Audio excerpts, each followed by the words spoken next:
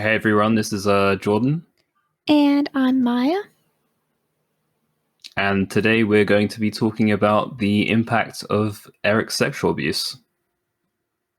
All right, so like our last episode, this is a pretty intense subject matter. We'll be discussing child sexual abuse, including violent and disturbing sexual acts, child-on-child sexual abuse, incest, death threats, suicidal thoughts, and discussing child pornography and pornographic material. So, trigger warning for all of those things. Mr. Menendez, you've heard the testimony of your brother that you and he killed your parents on August 20th, 1989. Did you not? Yes, we did. And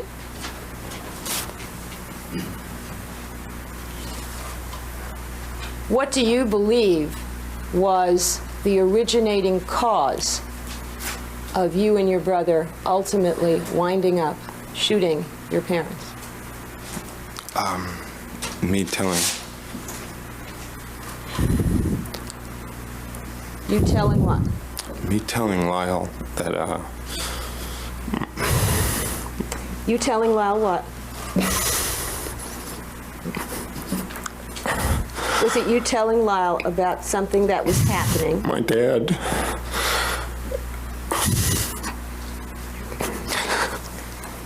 Okay. My dad. Your Honor, can I ask a leading question? If you don't ask. My dad. Wait 1 second, Mr. Menendez. Okay, let me ask. No, he was in the process of answering, so there's no need to ask him. Can you answer the question? Yes. Okay, it was you telling Lyle what? My dad had been molesting me. And did you want something from your brother? Is that why you told him? I wanted to stop him. Were you seeking help from your brother? Yes. And when you were in Israel in 1990, did you feel that seeking help from your brother was why your brother was in jail? Yes.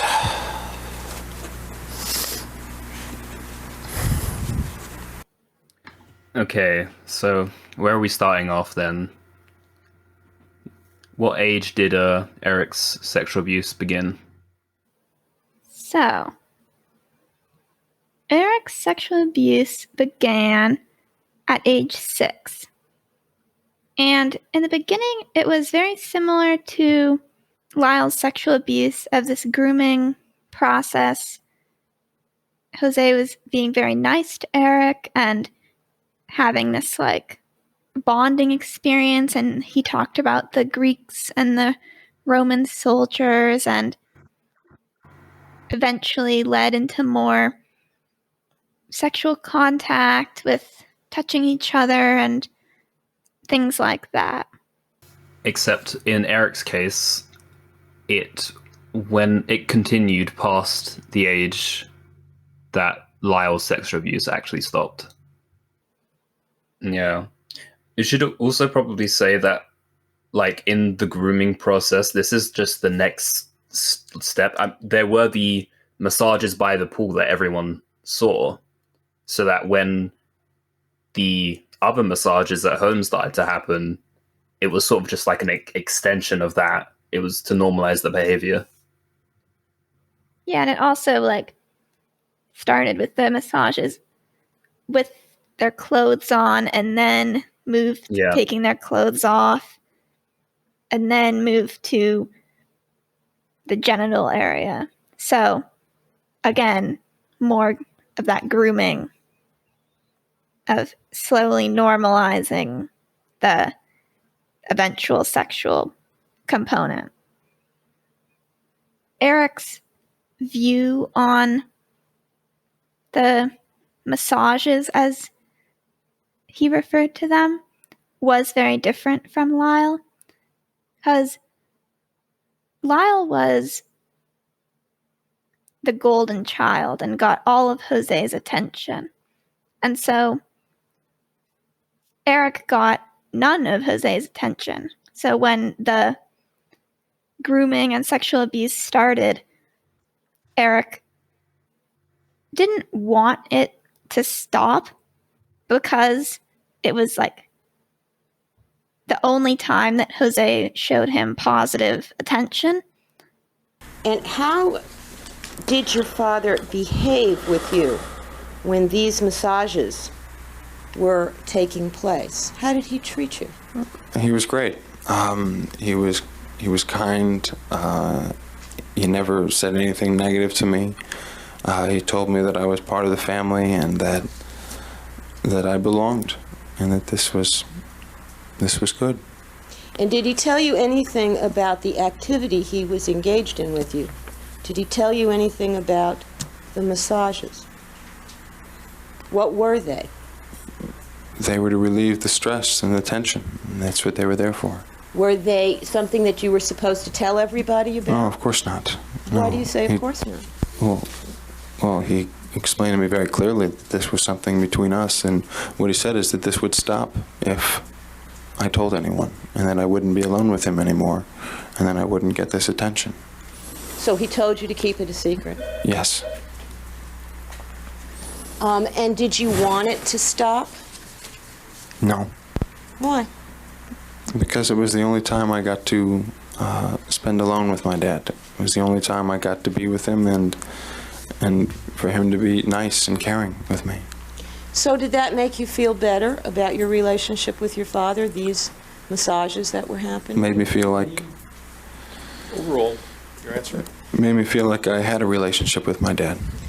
Yeah, I think that's something that Dr. Ann Burgess has talked about a lot. Like for children, there's, in these sort of situations, there are, I don't want to say positive aspects to the abuse, but especially in Erik's case, he saw it as how his father showed him love and attention. Because in every other aspect of Erik's life as a child and adolescent, he was dismissed, neglected, and abused in other ways. I think he even says, like, that was the first time I felt like my dad loved me. Is it according to... I mean, Erik testifies that mouth massages began at age 7, right? Yeah, he said... He talked about the first time where he gagged. That was at the North Mill house. So he was 7 when they lived there. Now, at some point, Mr. Menendez, did the massages that you were doing on your father change? Yes. And was there an occasion when he asked you to do something new? Yes. And what was it? Would you tell us what it was that he asked you to do? He took off his underwear, and he had never done that before. And he had me massage the front of him. And Yes. so I massaged his calves and his thighs, and I skipped over his genitals because I didn't want to touch him, and I just went to his stomach, and he said no. And did you understand what he meant? Yes. And what happened next? I just touched him. And did anything else happen after you touched his genitals? Yes. And did anything else happen? Yes. What happened? I started to rub him, and then he told me to massage him with his mouth. With his mouth? My mouth. And do you remember whether or not at that point your father had an erection? Yes, he did. And how did you feel about his asking you to massage him with your mouth? I didn't want to do that because I had never seen him like that, and I didn't want to do it. Did it frighten you? Yes. Did you therefore refuse, and that ended things? No, I wanted this time to go on with my dad. I didn't want it to end, so I was going to do what he said. I just didn't want to do all things. Did you do what he asked you to do during that session? Yes. And what happened when you tried to do that? I gagged. He put his hand on my head, and he shoved my head on his penis, and it went in too far, and I tried to push away, and he just did it. He tried to be calm about it and be nice, but it was too big, and it was too far inside me, and I just pulled away. Now, did he get angry or upset with you on that occasion? No. So it was still nice? No, I mean, it was nice to be with him. I didn't like what I was doing, but I figured that it was just me, and then I would get used to it. I didn't think my dad was doing something wrong. Did you think anything that had happened up till then was wrong or unnatural or abnormal or weird or anything like that? No. Yeah, Erik talks about this in Erik Tells All as well, and he says that essentially, like, after he gagged, his father was nice to him and basically said, like, you did good, and like it was a good thing. So it's again sort of like enforcing to Erik that this is like their bonding time, and his father was showing him attention and being nice to him. And even like when his father did something that scared him, his father sort of like reinforced to him that no, this is fine, this is good. So, from the ages of 6 to 10, Erik's sexual abuse by his father was primarily what he called mouth massages, where Jose would put his mouth on Erik's penis and then have Erik do the same thing to him. And that lasted for most of that time period. The other aspect to this early stage of Erik's sexual abuse is that Jose would use tools on Erik, and what Erik is actually referring to is that Jose was using these tools to prepare Erik to have anal sex. Yeah, that was sort of towards the end of the 6 to 10 period. Yeah. I mean, this plays into the whole grooming aspect as well, though, because that's what molesters do, is that they will try and you can't go to one extreme straight away. You have to start smaller to make the action seem more normal to the child.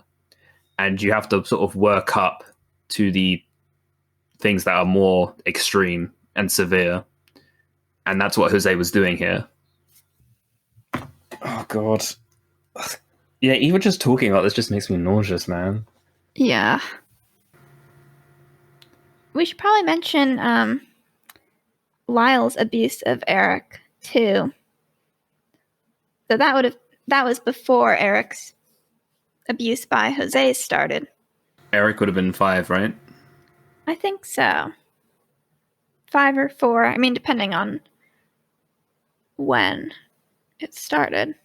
So, like we talked about in our previous video about Lyle, during the time that Lyle was being sexually abused by Jose, Lyle would take Erik out into the woods and play with Erik in the same way that Jose had played with him, using like a toothbrush, I think. Erik talks about this in his testimony. You heard your brother testify that when you were quite small, probably around 5, he did something to you. Yes. And how did you feel about him when those things were going on? I didn't like him. I didn't like him at all. I didn't want those things to happen. Did your attitude about those things and him change? Eventually. And what changed them? you understand what I'm talking about? Yes, I resented Lyle for a few years because of the things that he had done to me. And once the things with Dad started to happen, then I felt real guilty about that. You felt guilty about what? Resenting Lyle. Why did you feel guilty about resenting Lyle when, I take it you mean the sexual things with your father were happening? Yes. So why did you feel guilty about resenting Lyle? Because I thought that this was supposed to be natural when my dad explained to me why it was supposed to be, and Lyle didn't explain to me any of those things, and so I thought that it wasn't. You thought it wasn't when Lyle did it, and then when your father explained? I realized that it was, and I felt guilty for resenting Lyle. Okay. I found it very compelling that how he put that in his testimony. Like, it made a lot of sense that that's how he would perceive it and that his opinion about Lyle's abuse of him would change. You mean how he admitted that he had sort of grown to sort of resent Lyle because of the abuse, but then Jose sort of recontextualizing it got him to change his opinion about it, and then he felt badly about it.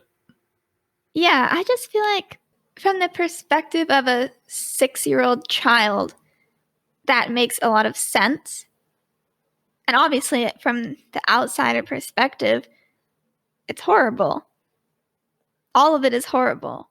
But like for Erik as a 6-year-old, it would be like, I guess like what Lyle did to me was supposed to happen because my dad has told me that it's supposed to happen. And now it's like, I mean, it's extremely confusing, but it does make sense if you were thinking about it as like a 6-year-old's brain. Yeah, no, I agree with you, and I think just the fact that they admitted to that happening in the first place does a lot for their credibility. I mean, one, I don't think it really makes sense to lie about something like that to further embarrass themselves on national TV by admitting to something like that if it wasn't true. Their testimony about the abuse outside of that is powerful enough in itself. So it's a bit like, why would they need to add that in if it was false, you know? Yeah. That's how I see it anyway. So, quick side note. Dr. Vickery was Erik's treating psychiatrist while he was in jail. And essentially there was a whole controversy, I guess you could say, about how Dr. Vickery had altered his notes, and there's two different stories about what happened, but we'll go into that another time. But essentially, in these redacted notes, there is one note which could be related to this time period, which is like the early stages of Erik's molestation, where Erik indicated that at the age of 5, he was molested by a babysitter. And there are some different theories about what that could mean, but what do you think? First of all, I think that is a reference to Lyle molesting him. He made that comment before he revealed to Vickery the sexual abuse by his father. And I think that it's sort of Erik testing the waters of sort of revealing that he was molested, but then not revealing who it was. I think Dr. Conti talked about this when he talked about Lyle revealing his abuse, that victims will like slowly reveal a little bit of something bad that happened to them and then see how the therapist reacts and then determine whether they want to reveal more. So that's kind of how I view this comment. Yeah, I feel like you have to, well, I mean, with a lot of things in the redacted notes, I feel like you have to view it through the lens of what is typical in like therapy situations and how patients will typically, like you said, test the waters and will like hint at things, and it's sort of the therapist's job to uncover the truth. So I think it's definitely possible that Erik was referring to Lyle abusing him.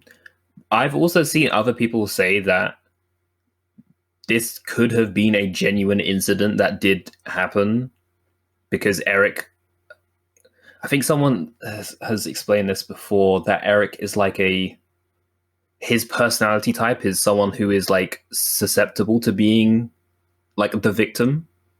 I think Vickery's talked about this in his testimony. I think that might be pushing it a little bit too far. I don't necessarily think that Erik actually was, I don't know. It's hard to talk about because we don't really know a lot of the context behind these notes, but it's still interesting to think about nonetheless. Yeah. I mean, I feel like the timing lines up too well, and it makes sense that he would say that it was a babysitter when in reality, like, essentially the babysitter was Lyle. Yeah.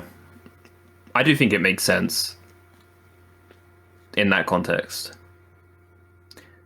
Oh, this is really just making me really wish that we had more of an explanation for these notes. Yeah, it's difficult because they were just a line taken out, so you don't know what was going on in the conversation before or after. I mean, I guess what corroboration for the sexual abuse in this stage of his life is that his cousin Alan Anderson testified that before the age of 6, when he went to visit the family, whenever he saw Erik was like very outgoing, very happy child, always interested in other people. And then suddenly after the age of 6, he noticed that Erik was extremely introverted, was shy, almost scared of people, didn't really want to get near anyone. And usually in cases where there is a severe form of abuse happening to a child, you see those big personality changes. It's kind of interesting because the way that Erik describes the ages 6 to 10, these early stages of the sexual abuse, when Jose was nice to him, it kind of seems like, I feel like it's just so indicative of like the psychological impact of sexual abuse that even though Erik saw this as normal, it still changed his behavior, like noticeably changed it, even though it wasn't, as we'll get to like in the later stages, the violent component or Erik being afraid of his father during this time. Like, it still had an impact on his behavior in a noticeable way.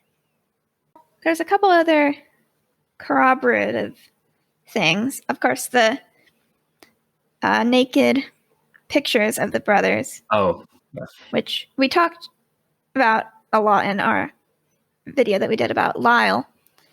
But, of course, there's the picture of Erik and that one.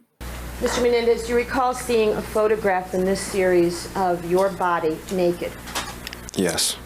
Do you remember that photograph being taken? I remember a lot of photographs being taken. I don't remember that specific one. The types of photographs, well, your parents both took a lot of photographs of you and your brother, is that right? Yes. Do you remember naked photographs being taken? Yes. And who would take the naked ones? My dad. It's just too corroborative for me.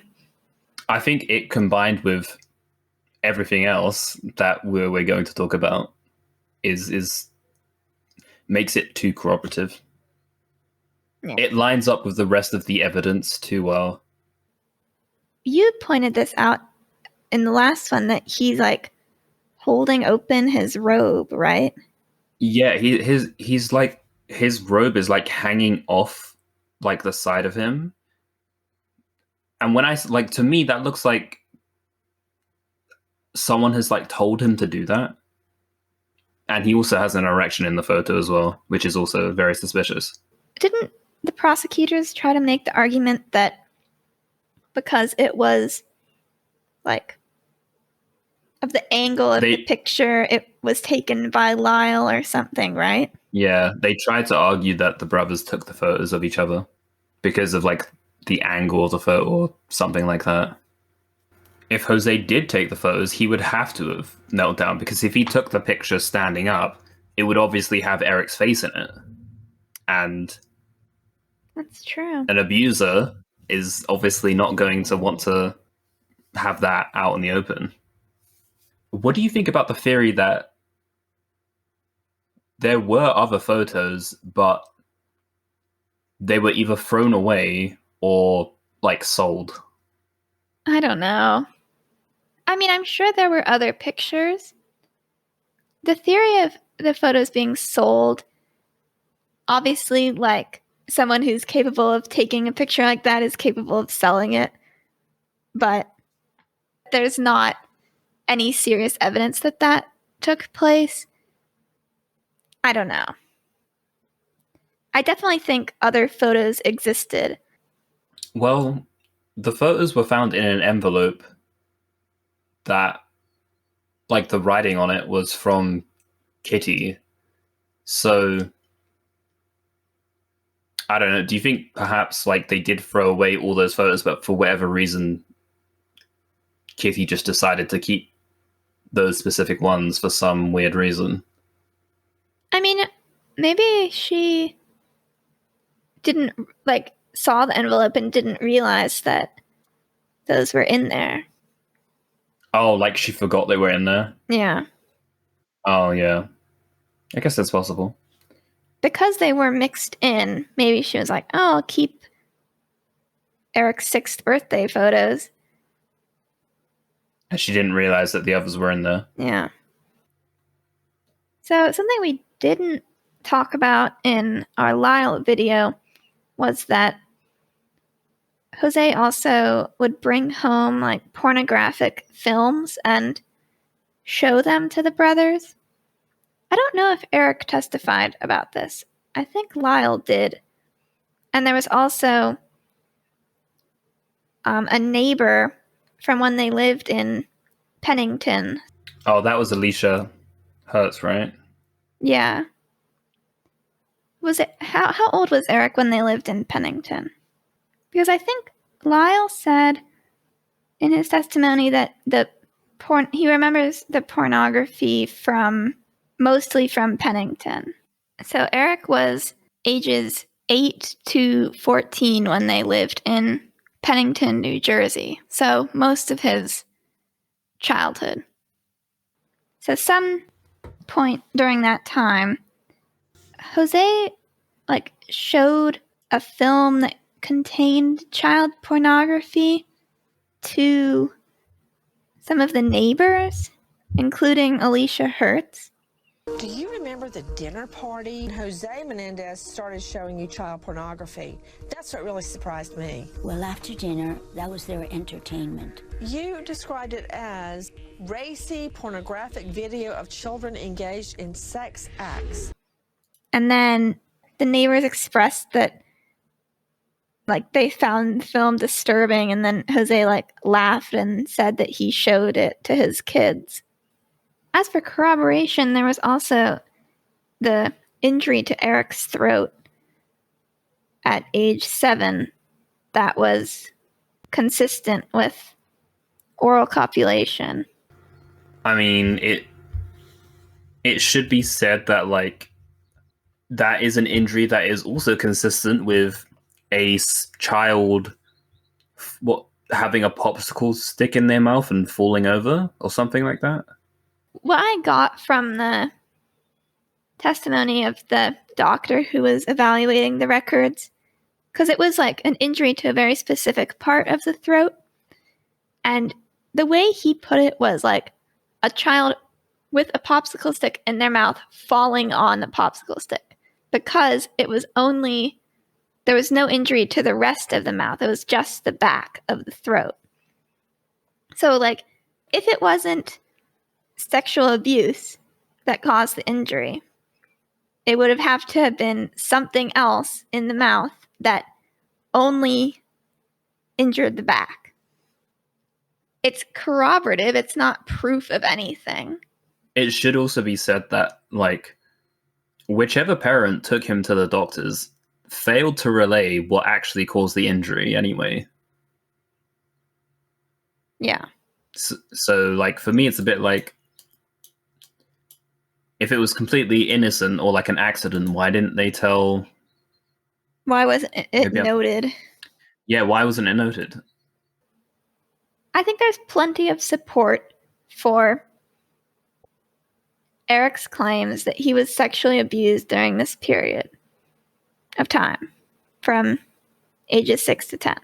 I mean, I think the photos are practically irrefutable, but then you've got these other components of his behavioral changes, this injury that's possibly connected, and then the presence of pornographic films that were reported to have been shown to the brothers. It all lines up. Yeah, it's corroboration. Okay, should we move on to the next stage, ages 11 to 15? Yeah. At age 11, there was an incident which was incredibly significant to Erik in terms of what the sexual abuse actually was to him and how he thought about it. So it was the first time that his father was violent with him during the sexual abuse. And I know that in Erik Tells All, he says that was the first time he really felt like true fear during it, because he realized that like his father and he saw him as an object, basically. I think Ann Burgess and Tyler referred to this as well, is that the child realizes that they're only seen as an object by the abuser.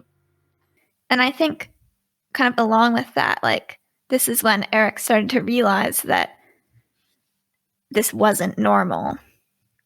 So the way it's described in Leslie's book, I'll read it here.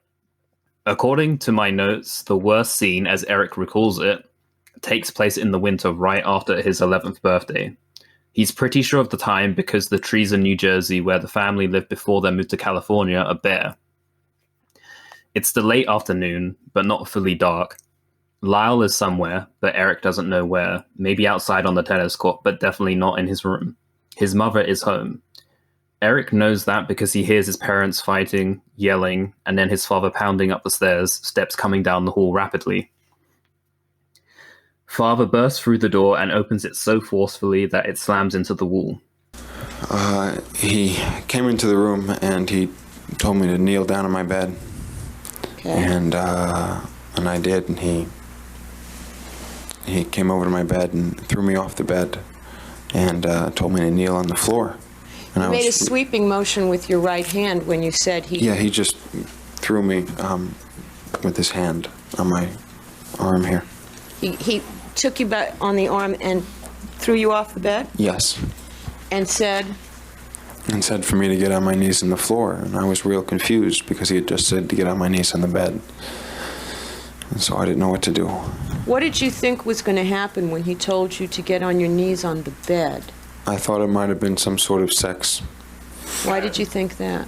Because when he told me to get on my knees in the bed, usually what would happen would be for me to have some sort of sex with him, but it was strange because he didn't tell me to take off my clothes.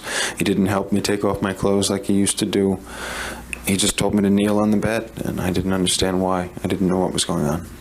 So did you then kneel on the floor as he ordered you to do? Yes. And was he dressed? Yes. Okay, what happened? First of all, did it hurt when he threw you off the bed? I hit my head against the wall, but I wasn't thinking about that. Okay, what happened next? He was unbuckling his pants, and he pulled out his penis. And in some way, either by his hand on my head or by telling me, he told me he wanted me to massage his penis with my mouth. And did you do that? Yes. And you had done that before, hadn't you? Yes. Had you ever done it being on the floor on your knees? No. Mr. Menendez, is this the beginning of what you came to call knees? Yes. And did you call it that because of the position you had to take? Yes. And what happened ultimately in this episode? I had to give him a massage on my knees until he started to have an orgasm. And had he ever done that before while you were giving him a mouth massage? No, he had done it, not on my mouth. I was ready to pull away, like I'd always done, and then he just came on a towel or a sheet, whatever he had with him. So I was about to pull away because I didn't know what was going to happen because we weren't on a bed and I was just kneeling down. And he said, "No, swallow," and he held my head to him. And therefore, did he ejaculate in your mouth? Yes. And did you swallow? Partly. Partly. And did this upset you? Yes. And how did you demonstrate being upset? I was crying. And how did he react to your crying? He pushed me away afterwards. And did he say or do anything to you afterwards? Yes. What did he say or do? He said, "Why can't you just be like your brother?" What did that mean? I thought he just meant, why do I have to cry all the time? And was he, what was his tone of voice when he said this? He was rough and he was angry. Did he at any time at this point use the word embarrassment? I don't remember him using the word embarrassment. He just started talking about how I wasn't a Menendez and how I was never going to be good enough to be a Menendez and how he was ashamed to have me as a son, and then he said I'd get used to it and left. And what were you doing while he was saying these things to you? I was just sitting on the floor crying. And after he left, what happened? I went to the door to see if he was still around the corner, and I just went to the bathroom and threw up. And after this incident, Jose was no longer nice to Erik, and he wouldn't stop if it was hurting him or if Erik was uncomfortable. I mean, that's the incident that Erik sees as like the most significant, because that was when I think that was when he first truly realized that it wasn't anything like loving, it wasn't anything about his father caring about him, it was just another thing that he had to put up with. So, Erik says that this is the first incident of what he would eventually call knees, which is where he would be kneeling on the floor and give his father oral sex. The first time that Jose had anal sex with Erik was when Erik was 12.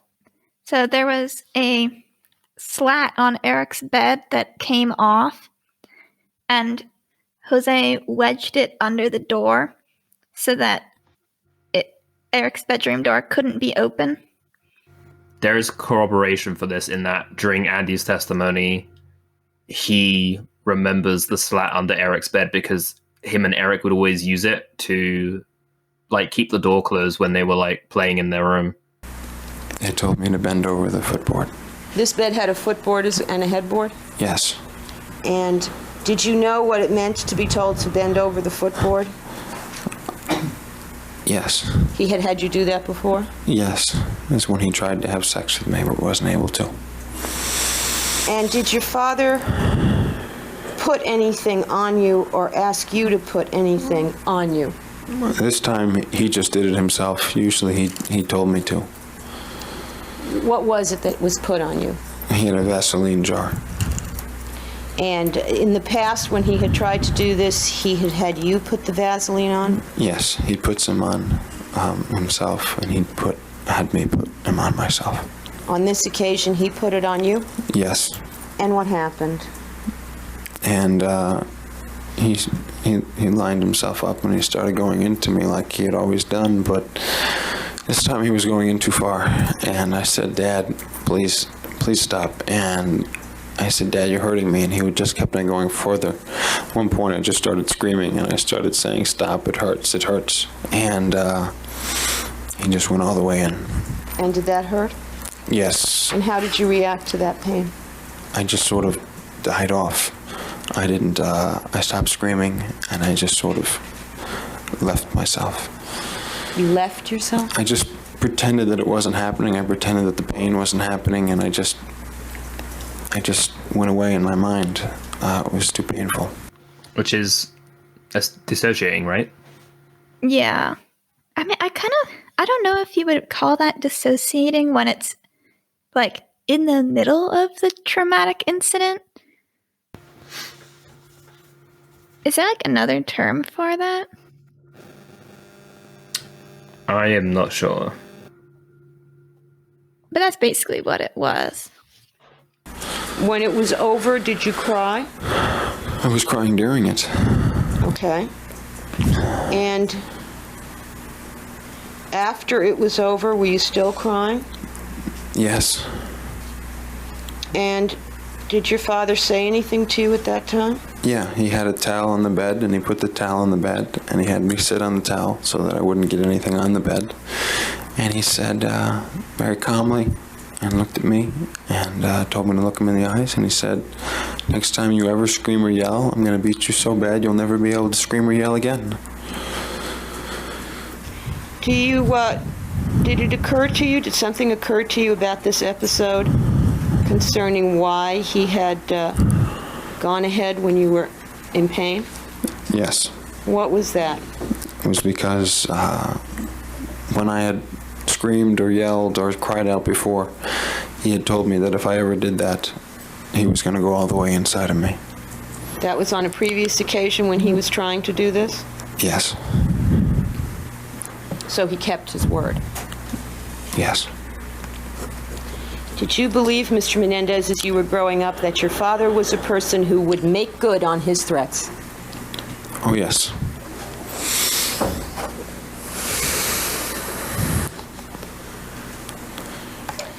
Now, did your father, in this particular conversation after this episode,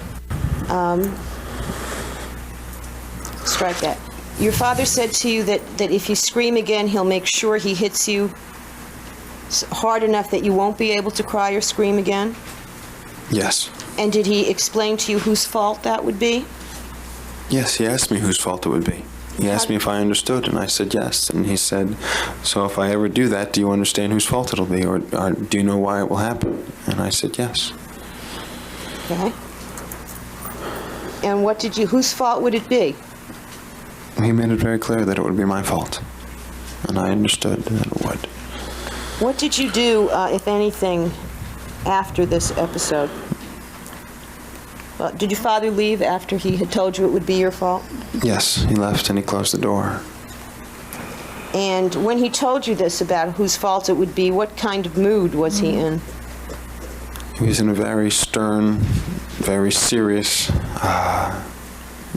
very strong mood. And what did you do after he had left? I sort of waited outside the door in my bedroom, listening to see where he had gone, and then just went to my bathroom and got in the tub. Took a bath? I took a hot bath and just promised myself to do whatever he wanted, never to scream, never to yell, never to cry. Just do what he wanted when it happened.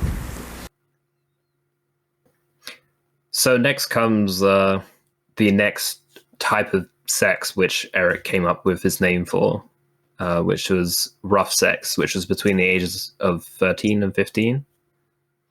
This was the abuse that involved like tacks and needles and pins, right? Yeah. And did rough sex involve your father hurting you with things? Yes. And what kind of things was he hurting you with? Needles, pins, tacks. What was he doing with the Rope. needles? Excuse me? Rope.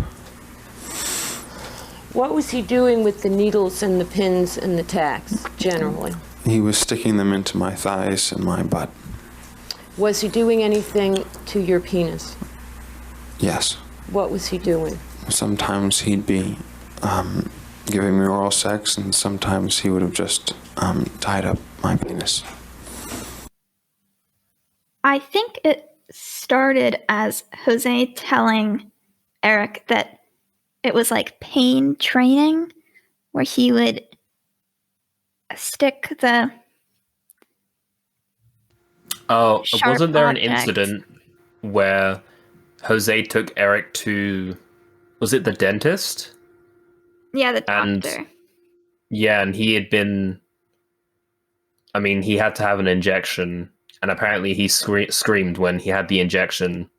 And so afterwards, Jose sort of introduced this to basically teach him to not feel pain.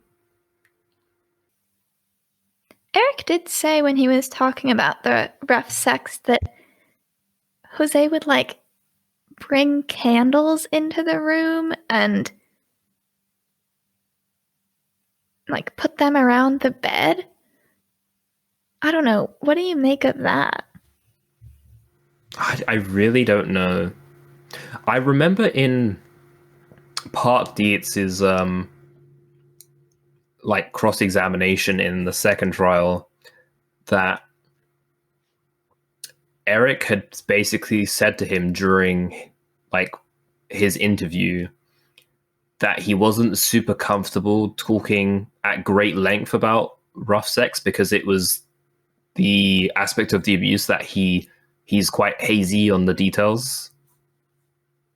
Probably because it was so traumatic, I'm assuming, but Yeah. I don't really know. I mean, did you have any thoughts about it? About like the candles and stuff? Yeah. Yeah, I don't know. I kind of wonder. I mean, I feel like it could be viewed either as like Jose trying to normalize it for Erik,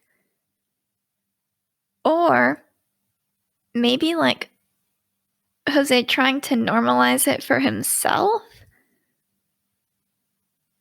You know, I don't know. It's just so different than every other aspect of the sexual abuse that it's really confusing. I mean, I thought about it this way, like, if you were making up a story about abuse, wouldn't you put this thing about, like, the candles in the earlier stages? When your father is apparently being nice to you? Right. Like, it seems a bit, like, odd. If I'm just saying, if you were making up the story, why would you put this detail about the candles in with rough sex? You know? Yeah. I think it's one of the aspects where it seems so like out of place that it's just not the sort of thing that you would make up. I mean, I think it's also sort of an indication of like Jose's sick mind. I mean, like, not only is he sticking his son with pins and tacks as he's like engaged in sexual acts with him, but he's like putting candles around the bed while he does it, and like, I don't know, it's just ugh. There was a third type of sex that Erik called nice sex, and he said that the only reason he called it nice sex was because there was rough sex, which was the pins and needles and tacks. So, didn't Erik also say that he referred to it as nice sex because it was whenever Jose was in a good mood? right, yeah. Yeah. So, this was the time during the 11 to 15 years, and after that, which we'll get to, that Jose was not violent, wasn't angry at Erik, and he told Erik that he just wanted to relax. So that's what Erik referred to as nice sex. Yeah. So the fourth kind of sex was what Erik called sex, and that was anal penetration by Jose onto Erik. Yeah. So I think that Leslie Abramson, Erik's lawyer, gets criticized a lot for using the word sex to refer to Erik's sexual abuse. And I think it's an important point of clarification that that's how Erik referred to it. By her, like, I don't view her saying that as like minimizing it in any way. I think it was her attempt to like use Erik's language. Yeah, no, I fully agree with you there. I think Leslie gets a lot of flack for her, I don't know, her general demeanor and attitude. Not just when she's examining Erik, but just when she's doing her job in general. And I mean, well, with certain aspects of Erik's testimony, I can understand why people would criticize her for the way she examines Erik, but I think people have to remember that she had a really tough job, because in a lot of Erik's testimony, he sort of goes off script. And I'm not saying it's necessarily a script, but obviously clients are prepared for their testimony, so they obviously know what they're going to what they have to talk about during their testimony at certain points.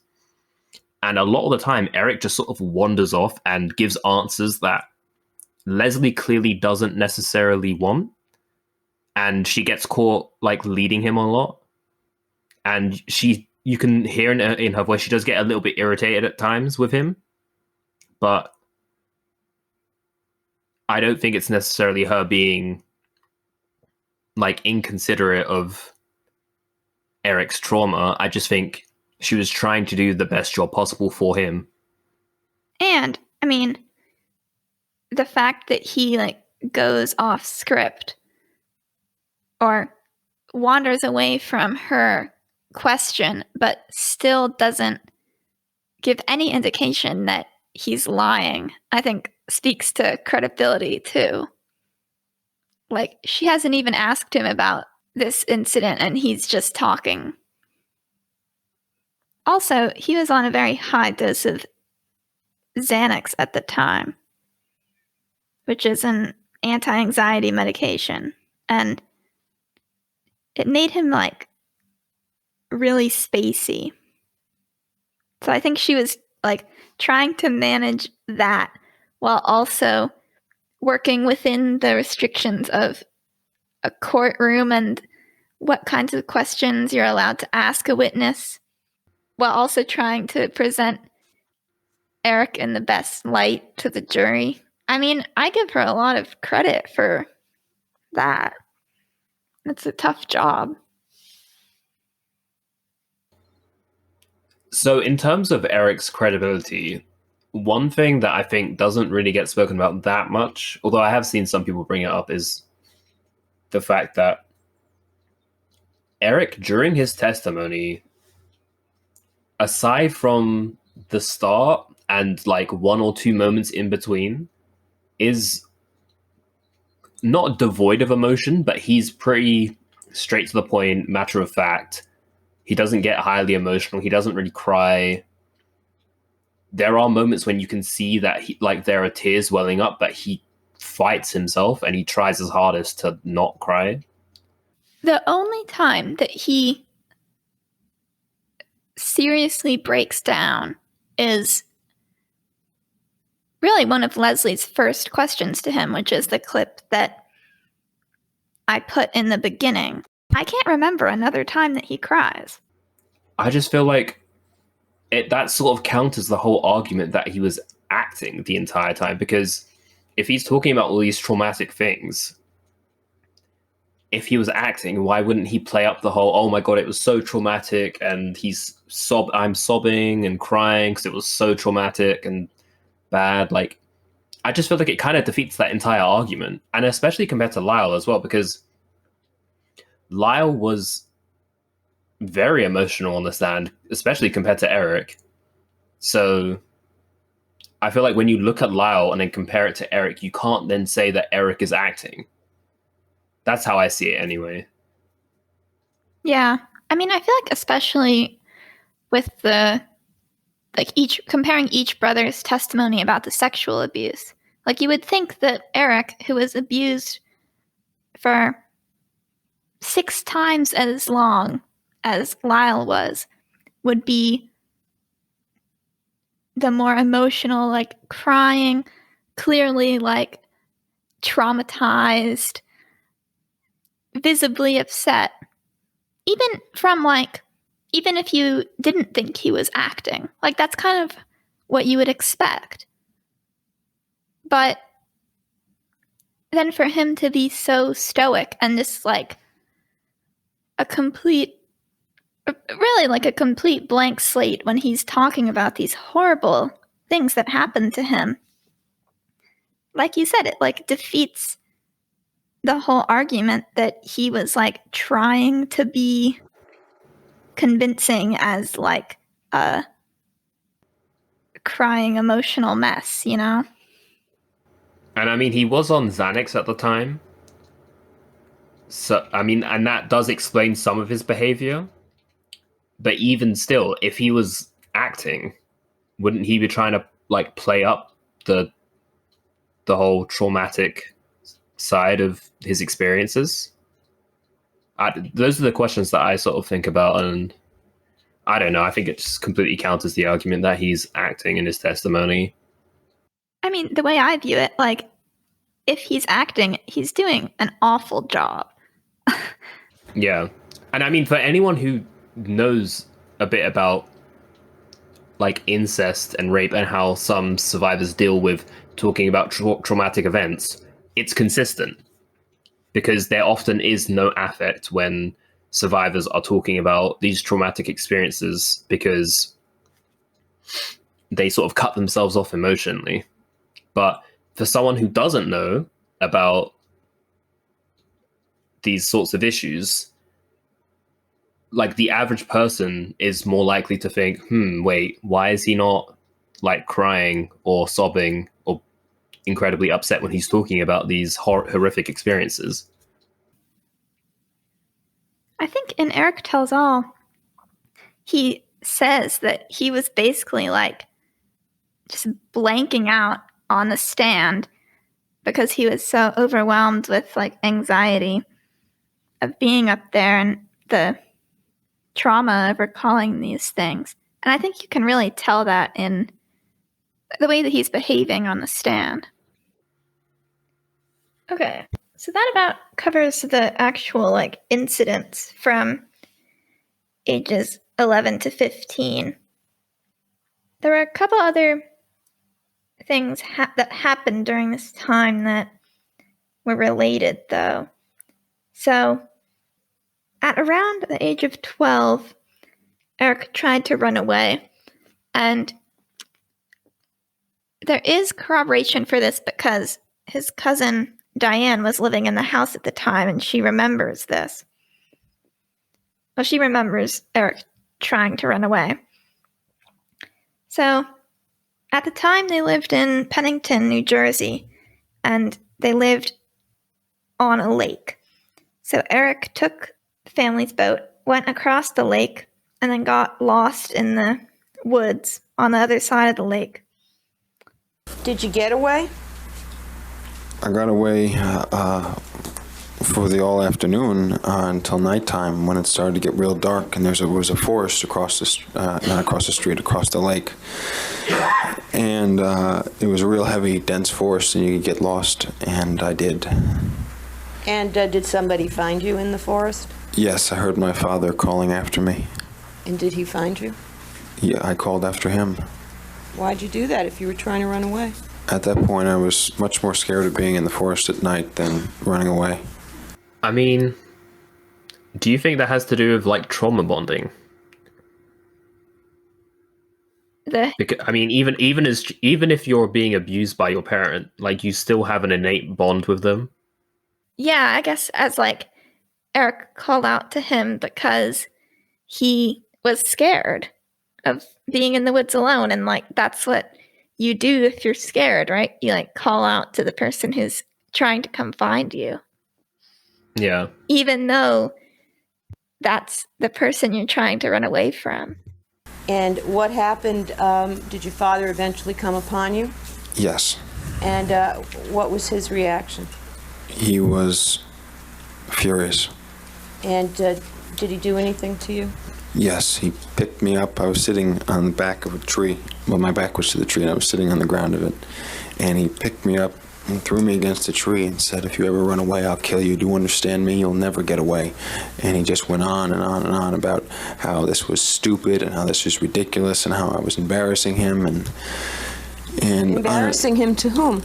Diane Vandermolen was in the house at the time, and he was more embarrassed that I had done this, and Diane would now realize that I tried to get away from the house, than anything else.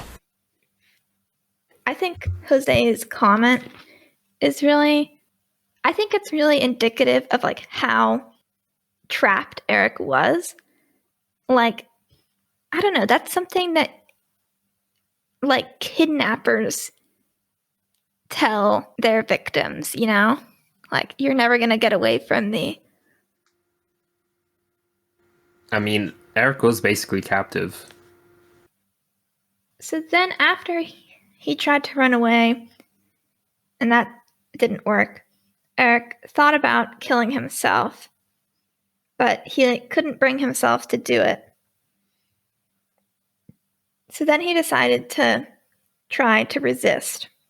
The first thing he did was he put cinnamon in Jose's drinks because he had friends at school who talked about sex. This was in 7th grade, so Erik was around 13. And his friends at school said that cinnamon made semen taste better. So that was why Erik put cinnamon in Jose's drinks. It is the sort of thing where like you can imagine like a kid hearing that, and it's the sort of like dumb rumor that kids that age would spread, you know? Yeah. And you can imagine someone in Erik's position would hear that, and at that age would probably believe it. Yeah, I mean, isn't this also around the age where when Erik's friends would talk about sex, he would like become really uncomfortable and try and not talk to them as much because he thought that if he said anything, they would realize that he was having sex with his father, because he was worried that they would realize that he knew too much. I think he describes it something like that. Right. Yeah. This also ties in with Erik testified that he would basically use lemon on all of his food at this time, and his mum basically just bought like a bunch of lemons.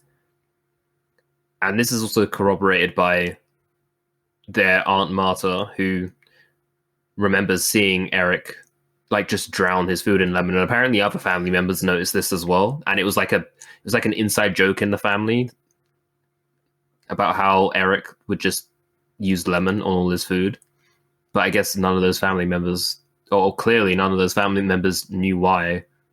He said that he put a lot of lemon on his food because I guess he had heard that it made it so that you wouldn't taste as much, and he did it so that it would like dull the taste of his father's semen. That's so messed up, because you can imagine like these family members think it's funny, and to them it's just like a innocent funny thing that this like peculiar kid does, but then to find out years later why he was doing that, it's fucked. Yeah. I mean, it's kind of like what we said in our last video about Lyle. Like, all of these people all of their family members saw these things that were going on, but never connected them. The other thing was that during this time period, Erik referred to himself as Hurt Man, and that was connected to the rough sex. And this is corroborated by Andy. Were you familiar with a nickname that your cousin Erik used to refer to himself at about this same time? Yes, I did. And what was that nickname? It was Hurt Man. I think he referred to himself as Hurt Man within his circle of friends as well. But to them, it was just like a nickname that he came up with, and not. Well, I mean, clearly that's all they would think about it. So wasn't it around the time of rough sex where Kitty had basically started checking Erik out, where she would basically look at his genitals and then would like pop blisters, I think, right? Yeah. And I think some people think that like the blisters or whatever were being caused by the sex with like the rope, because Erik say that like his dad would like tied his penis up with a rope or something, right? Yeah, during the rough sex. Yeah, so there's that. But there's also the theory that Kitty was checking Erik out because Kitty was worried that since she was aware that Jose was probably having affairs at the time, or seeing like prostitutes, that Jose would have given Erik an STI, which I think is plausible. Yeah. I mean, I think this is just like speaks to Kitty clearly knowing that something was going on. I do wonder, like, do you think she knew the extent of it? That's hard to tell, you know. I think she probably did know the extent of it, but she just chose to ignore it. Do you want to move into corroboration for this time period? I think there's two main things that are strong corroboration for the sexual abuse happening from ages 11 to 15, and also the violent components of it.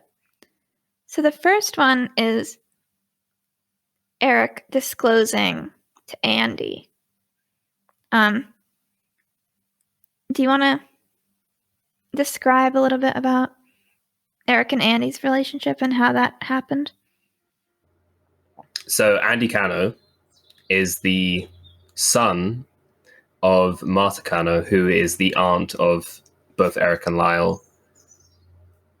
So that would make him the cousin of Erik and Lyle. And Erik, aside from Lyle, he probably was the closest person to Erik. Erik became closer with Andy once Lyle began dating Stacy. And since Lyle was spending all his time with Stacy, that left Erik sort of alone a lot. But then during this time that he became closer with Andy, this is also around the age typically when abused children start to think that maybe like what's happening to them isn't right or isn't normal.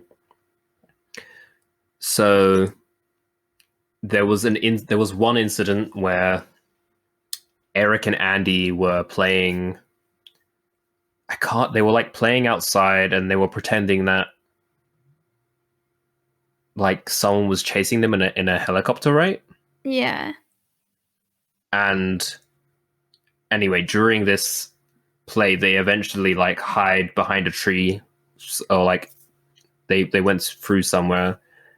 And once they began talking, Erik asked Andy. He asked me if my dad ever gave me massages. And did you understand at that point what he meant? No, I didn't. And do you recall basically what your response to him was? Well, at that point, I got the feeling, I'm sure he let me know this, but he was actually trying to find out if any of these massages were normal. And my response to him was that I wouldn't know. I didn't have a father around. My parents were divorced then. And I really couldn't help him. Let me ask you this. He asked you whether your father gave you massages. That's right. Did you said he was trying to find out if it was normal. Was there something else he told you about the massages? Like where they were? Yes, he did. Okay. What did he say about where the massages were? Well, he told me his father was massaging his dick. He used that word? Yes, he did. Now, the other part of the initial conversation in the woods was Andy asked Erik, or said that he would ask his mother if, like, a father giving his son massages on his penis was normal. And Erik said, like, no, don't do that. You can't tell anyone about this. Okay. And what else is said as best you can remember in the course of this particular conversation? Well, what I do remember very specifically was him asking me to make a promise to him never to reveal that to anybody. And he was saying it very seriously, and I took it very seriously.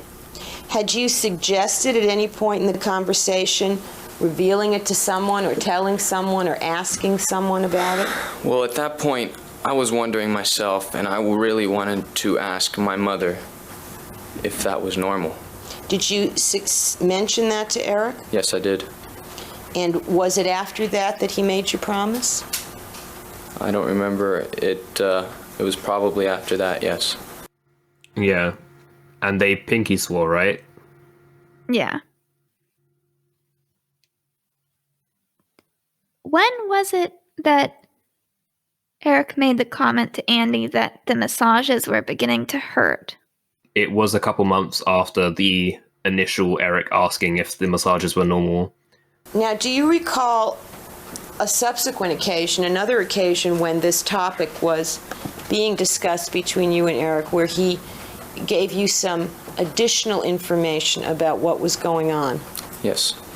And can you recall that, tell us what you can remember of that conversation? What I can remember of that conversation is very little, but I do remember very well that he explained to me that these massages that his father was giving him were beginning to hurt. And do you remember whether or not you understood what that meant? Or I definitely didn't understand. And do you recall whether or not you tried to gather any information about why massages were hurting? I would imagine I did, but I don't remember. Okay.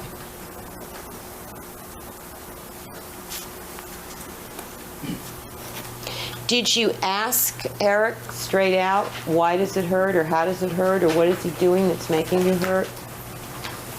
If I did, I don't remember. And you don't remember his ever elaborating on it? No. He didn't tell you anything about tacks or needles or ropes or anything like that? No, he didn't. So, it was like month or two later, I think, and Andy was over at Eric's house, and they were in Eric's room. Yeah, they had been playing outside, and Andy had, I think, cut his knee or his leg on like a branch. I got scratched on a log or on a branch or something. My leg did. Okay. So what did you do about that? Well, I wiped it off, but when we went back to his room, I remember seeing a jar of Vaseline. I didn't know what it was used for or what it was then, but I figured it was a type of ointment that you put on scratches and so on. Okay, so did you try to use it for your scratch? I picked it up, and Eric immediately told me to put it back down. Okay, did he say anything else about it? No, he didn't. He just said, don't touch it. Well, did you explain why you wanted to use it? Yes, I told him I was just going to put it on my scratch. And did he tell you anything about that? Yeah, he said that's not what it's for. Up until August of 1989, Eric thought that the only person that knew about the molestation was Andy. Yeah. And I mean, Marta has talked about how Andy felt a lot of guilt because he wished that he would have said something earlier. Yeah. I don't, I've seen some people say, oh, why didn't Andy say anything? And I'm a bit like, he was, 3 years younger than Erik, right? Yeah. He was a kid. What was he supposed to do with that information, especially after Erik had sworn him to secrecy? Yeah. I don't know. I just don't think you can expect someone, at that age, in that position, to know what to do. Plus, I don't think Andy really understood what Erik was telling him. I mean, that's about it for that time period. Oof. Did we mention the teachers and coaches' observations? Oh. Yeah, did you want to talk about that? Yeah, so one other thing that corroborates the sexual abuse around this time period in regards to Erik, but this is something they also noticed with Lyle, but I think more so with Erik. Essentially, all of Erik's teachers and coaches noticed his frequent dissociating. So he would just completely blank out in the middle of class. Sometimes his coaches would be in the middle of a conversation with him and he would just doze off in the middle of the conversation, and they would notice that he would just go completely blank in his face as if he was just thinking of something else in the middle of his conversations with these people. And I think in Erik's testimony, he said that he would always be just randomly at any point in the day, he could just think back to the abuse essentially, and it would just pop into his mind and he would start to sort of dissociate. And this is a behavior, where it was noticed so much, and Erik did it so frequently that all of his teachers and coaches noticed that, and I think it's pretty significant. Yeah. Because everyone does dissociate from time to time. It's when you sort of you wander off for a second, but then you catch yourself. But the average person doesn't really do it that much. But if you're doing it so much to the point where all of these adults in your life are noticing that you're doing it frequently, I think it's a pretty good sign that there's something wrong. Oh, yeah, and there's that news article about Jose's treatment of prostitutes. Yeah. So, there was a news article that came out towards the end of the first trial where a madam who supplied Jose with prostitutes said that he was sadistic and that he treated her girls like really violently during their sexual encounters, and that she actually like stopped supplying him with prostitutes once one of her girls came back like covered in bruises. Oh, and didn't the article also say that he always asked for like 13-year-old girls? Yeah. So they obviously couldn't do that. So, but they sent him girls that just looked younger. Yeah. I mean, this was never brought into the trial, but I don't know. Do you think she was lying? I don't know. Like, what reason would she have to lie? Because at the time, it was like kind of like the unpopular thing to say that you believe the brothers. Yeah, and I mean, she straight up says in that article, like, not only did she believe they were sexually abused, but that, like, they had a right to be afraid of him, basically. I mean, the first line of this article says, if Jose Menendez treated his two sons the way he supposedly treated the call girls sent to him by Hollywood Madam Sherry Woods, the boys' claim of self-defense in their riveting Los Angeles murder trial might have merit. I mean, I don't know. That's a pretty corroborating statement, I think. Yeah. I mean, Jose was like violent and, well, not physically violent, but like, aggressive and intimidating to everyone in his life. So I feel like, I think it says a lot that even people who knew him in a work environment or had like very limited interactions with him, like knew that this was, I don't know, like someone you didn't want to mess with, someone who was like powerful and physically aggressive and abusive and like Made grown men cry. Yeah. I guess I just feel like when you have someone who acts that way in public, it's really not that surprising that he was so much worse in private. Yeah, I fully agree with you there. I mean, it's something that Leslie talks about in her closing argument is that Intimidating, by far the most frequently used word. Intimidating to adults, intimidating to people at work, intimidating to teachers, intimidating to coaches, intimidating to his friends. What do you think he's like to a 2-year-old or a 5-year-old or a 9-year-old or an 18-year-old who has always been under his thumb? He is terrifying to that person. Yeah. And it's true. It's like raining like kind of heavily outside. Can you hear that? Yeah. Oh, okay. That might come through on the audio then. That's okay. I'll leave this part of it in so people know what it is. Do you think we should mention that we recorded this over 3 different days? Yeah, I guess we should. Because I don't know, like, does it affect anything? No. I mean, it explains why it's raining in this one, but not in the other one. Oh, yeah. Can you just leave this conversation in then, I guess? Yeah.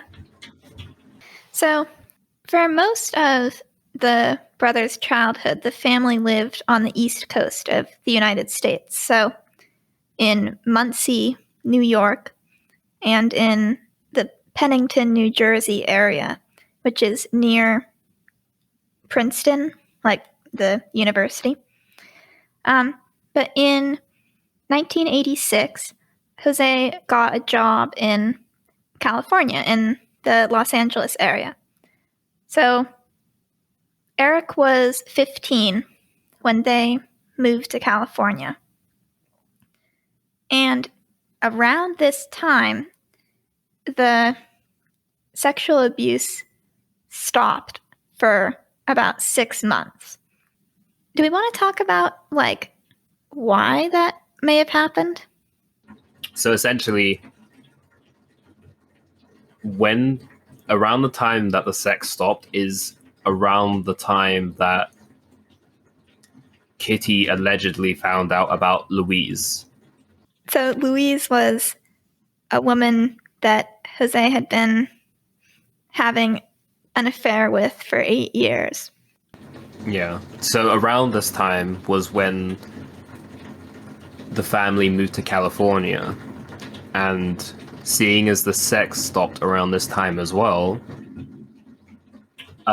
Leslie Abramson's theory that she came up with is that Why is there no sex here? Well, my speculation is that this woman is very upset and threatening divorce. And most allegations of child abuse that come out from adults come out during divorces. This is the bargaining chip of all bargaining chips, particularly in community property states like California. And I submit to you that the sex didn't stop for no reason, that the fact that the sex stopped around this issue of whether this couple were going to divorce. I believe that for the last years of her life, Kitty Menendez had all the power in the world in that family. She had the power of the secret. He doesn't love her. She's given him a lot of trouble.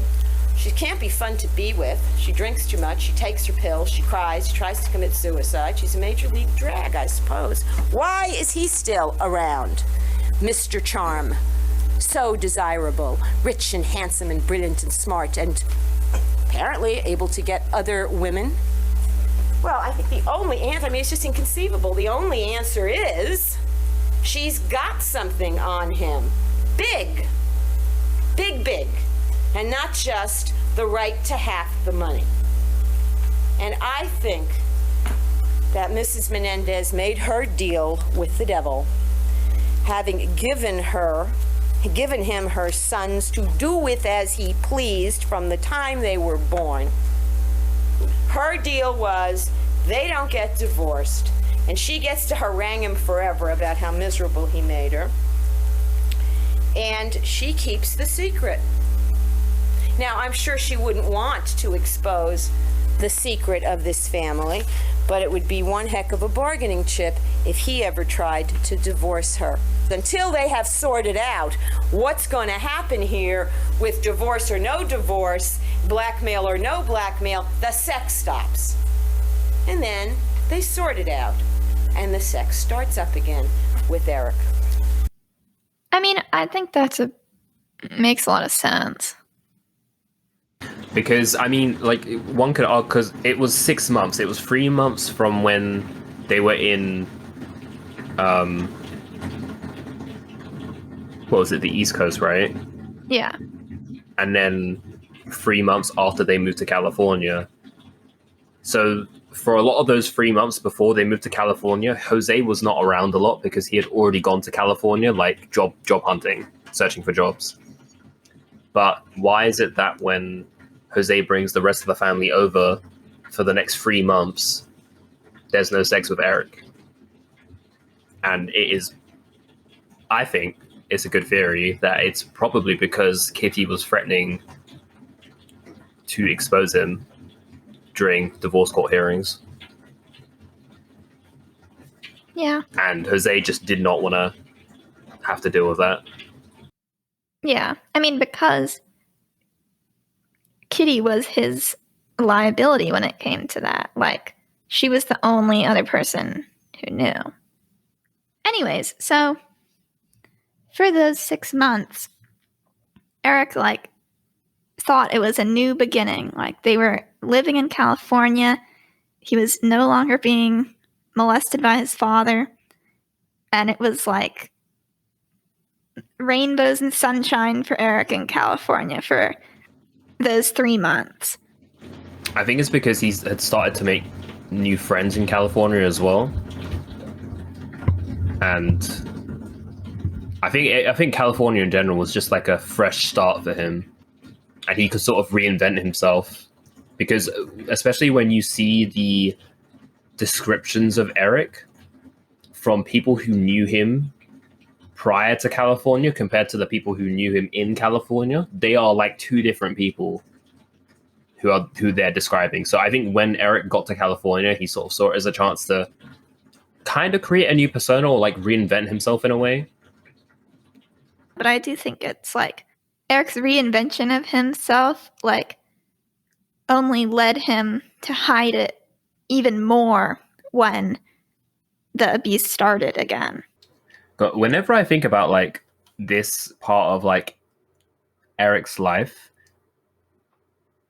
it just makes me feel so ill. Like, not that like I'm not trying to say like any like specific age group was worse than the other, but age 15 to 18, like I can't even imagine what it would be like to be that age having this happen to you. Yeah. And knowing that you can't do anything about it and constantly paranoid that other people will find out. Like, it's sick. It's just so disgusting. Because at that age as well, like, that's the age group, like, where he's like, oh yeah, this is messed up. Like, I shouldn't be involved in this thing. This is fucked up. Like, my friends don't have this sort of relationship with their father. Like, what? Yeah. And I don't think people really, truly, like, grasp, but just how much, like, that would mentally, like, mess you up.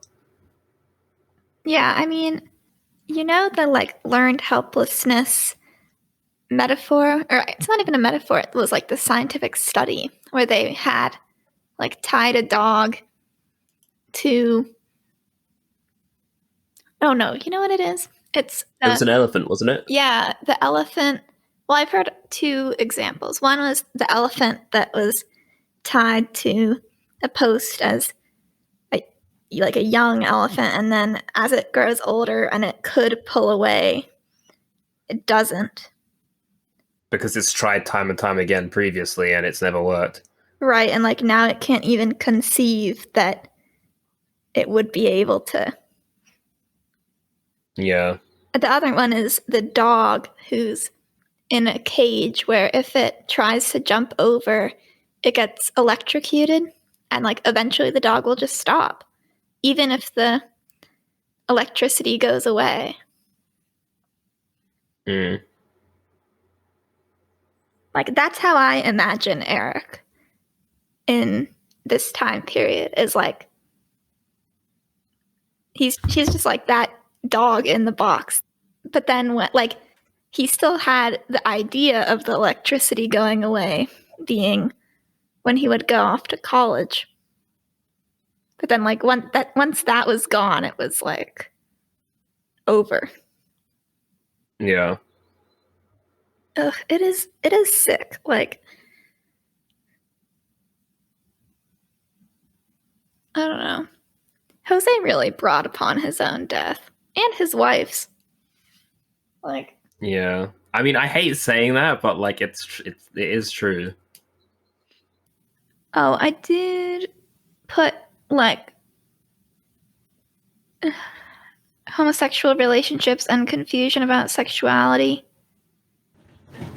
I mean, all the information that we have about that it comes from Vickery's redacted notes, and in that, Erik had stated to Vickery that he had a homosexual relationship with someone at the age of 16, and that apparently was it just that his dad had found out about it, or that both of his parents had found out about it? I think both of them did. Let me check the notes. And that I know that Jose was furious, apparently. And to me, when I heard that, I thought, well, it's because, I mean, Jose only saw Erik as his property, and he was angry that someone else was using his property. Yeah, so in Vickery's redacted notes, it does say that both mother and father found out about the homosexual relationship at age 16. Leslie, Erik's lawyer,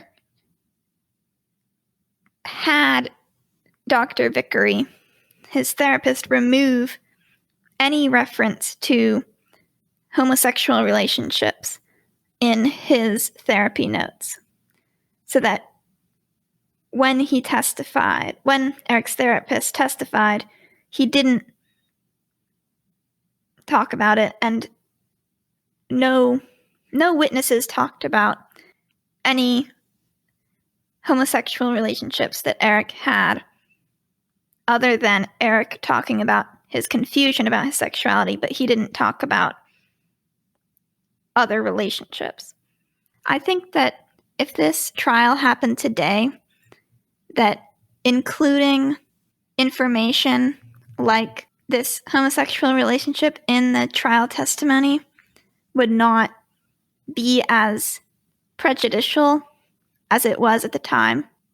I don't know, maybe that's wishful thinking on my part about changes in society.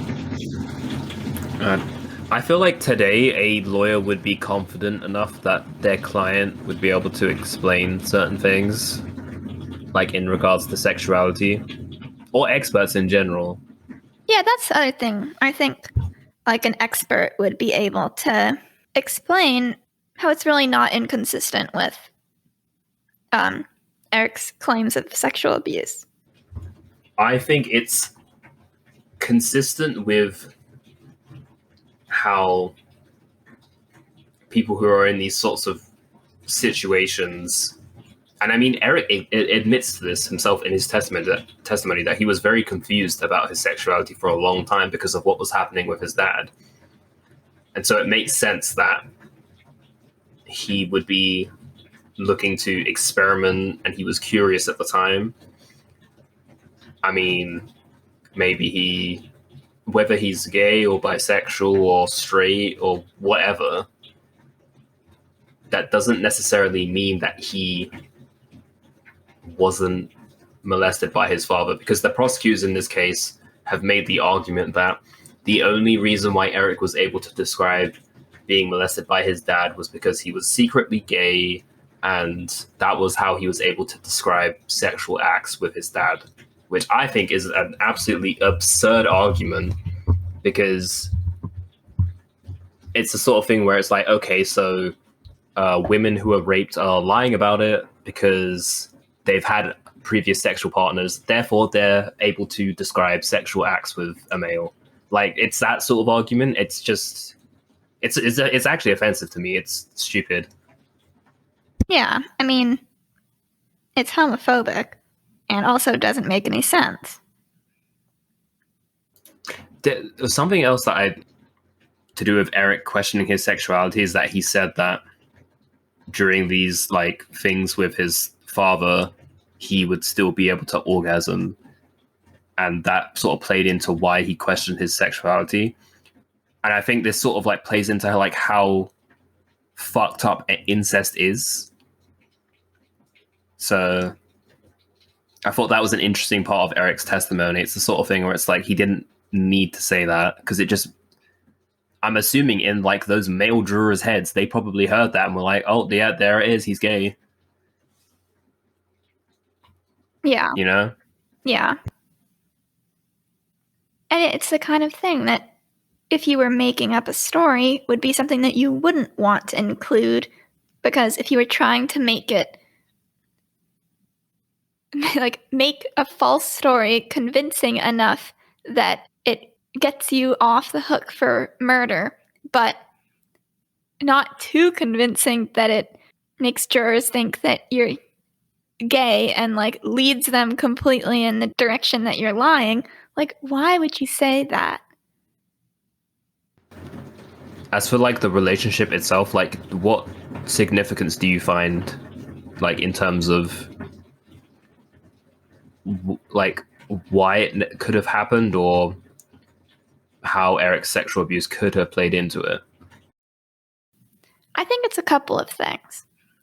I think it's Erik being confused about his sexuality because he's been sexually abused by his father for more than half his life.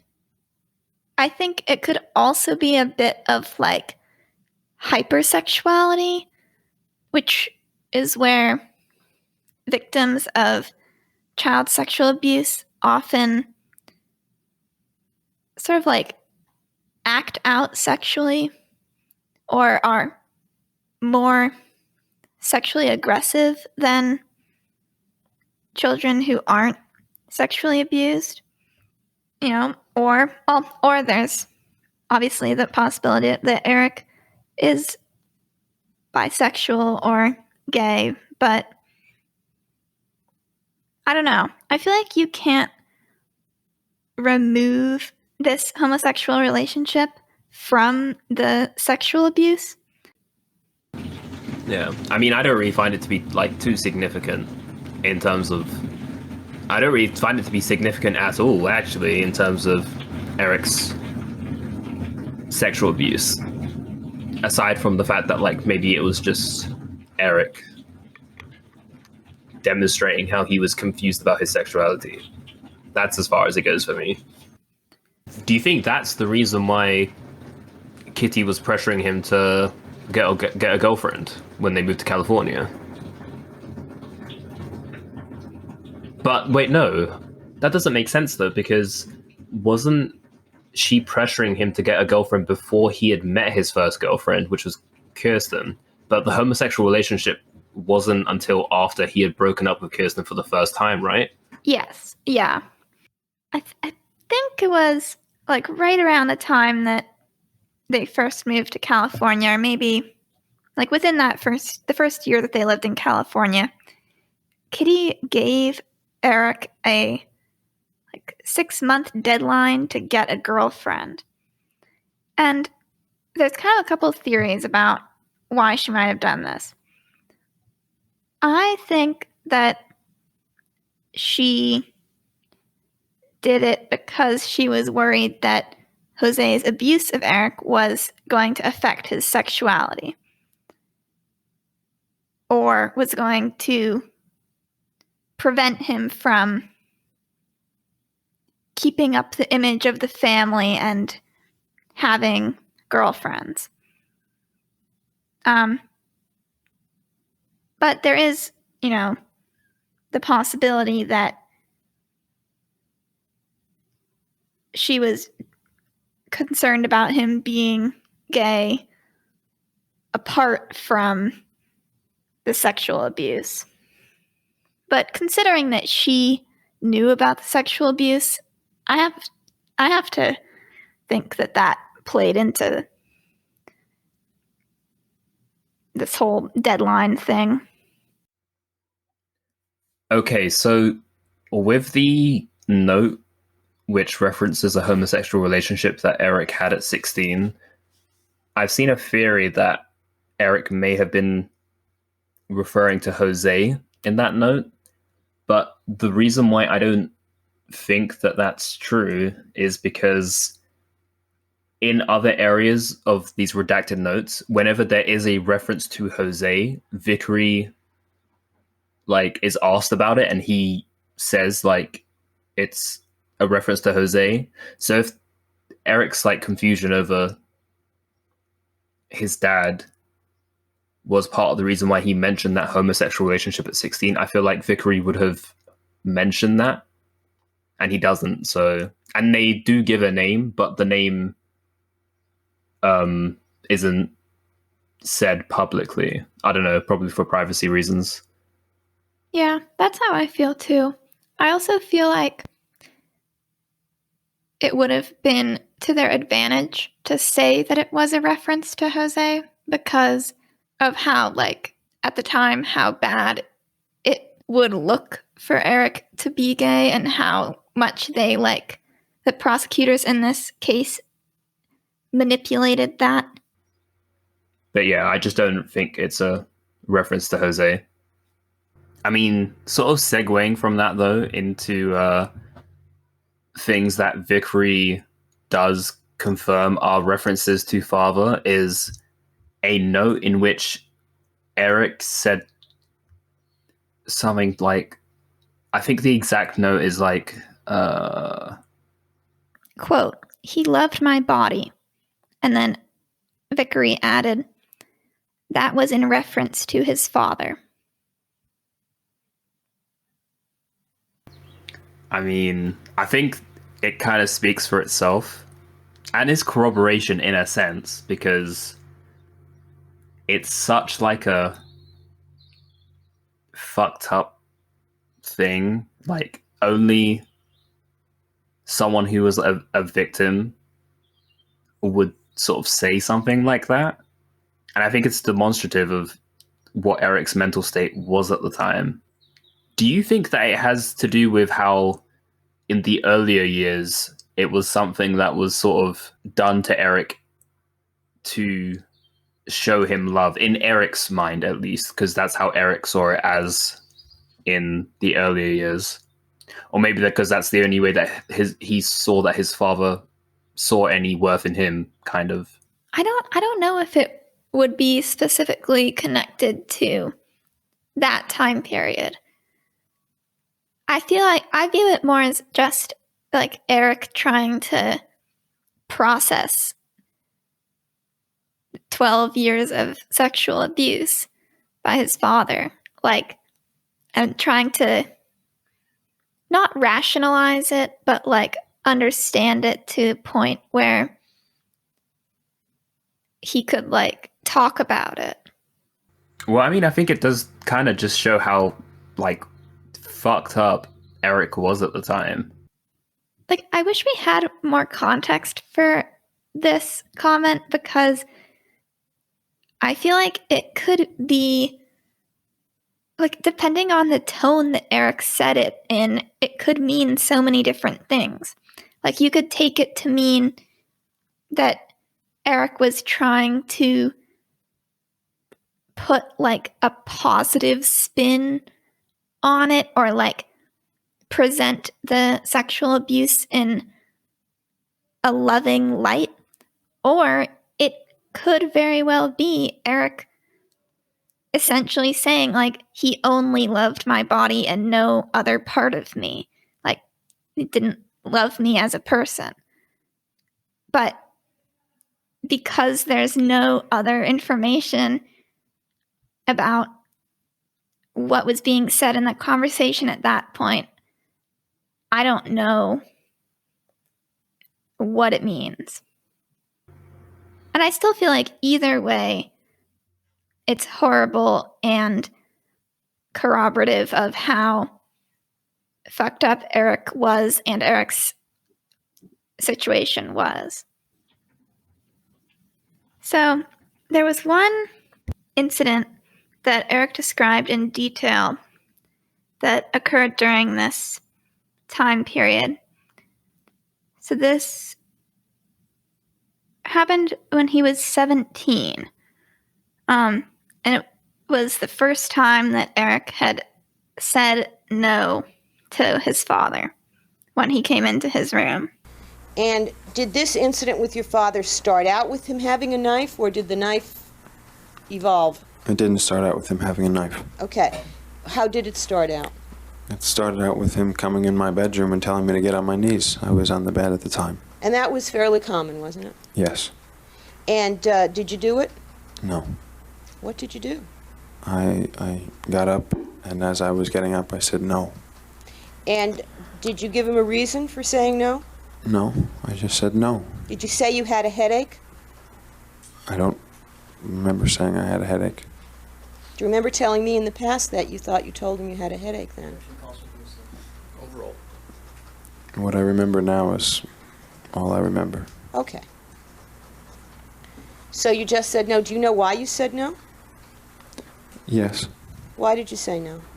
Because I had been building myself up for a long time before then. I'd really been building myself up to resist him in some way or fight back. I really hated myself at the time, and I disliked who I was, and so I just had to.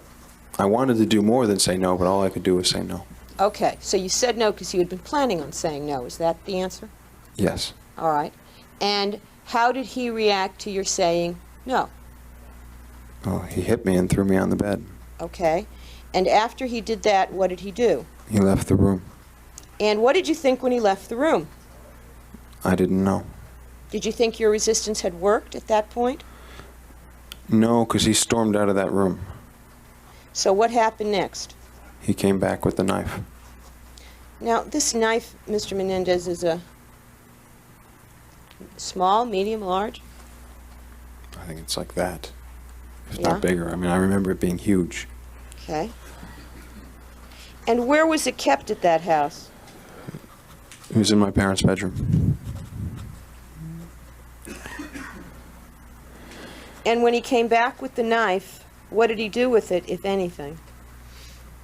He put it on my neck. He put his hand on my head and put the knife on my neck. And did he hurt you with it? No. Did he threaten you with it? Yes. What did he say? He said I should kill you, and next time I will. And did you believe him? Yes.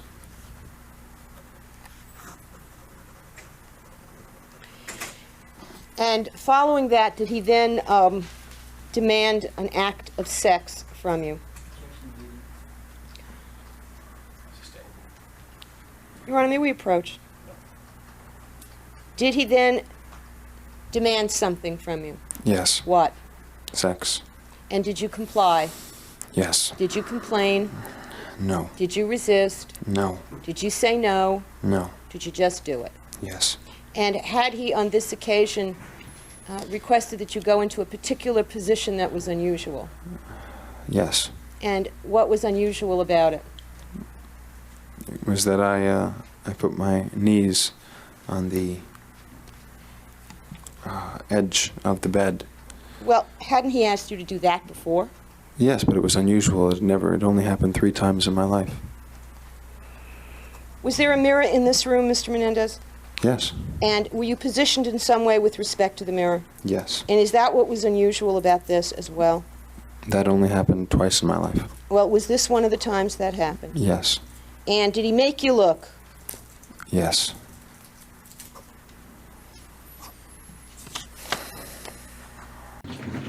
I mean, I think it just shows Eric's. Well, I was going to say, in a way, it shows Eric's obedience, but I mean, he does try to fight back in a sense because he says no at first, but then as soon as the threat of death is there, he just gives in. I mean, I think it's also like Eric's mental state in terms of what would happen to him if he disobeyed his father on this issue, you know? If he tried to retaliate, like what Jose was willing to do to him. There is one moment from Eric's testimony, is right at the end of his second day, where he talks about all these incidents. Leslie asks him something like, You've now testified to a fair amount of the activities between yourself and your father concerning sex. Is that right? No. Yeah, I remember that. oh, that just really stuck with me.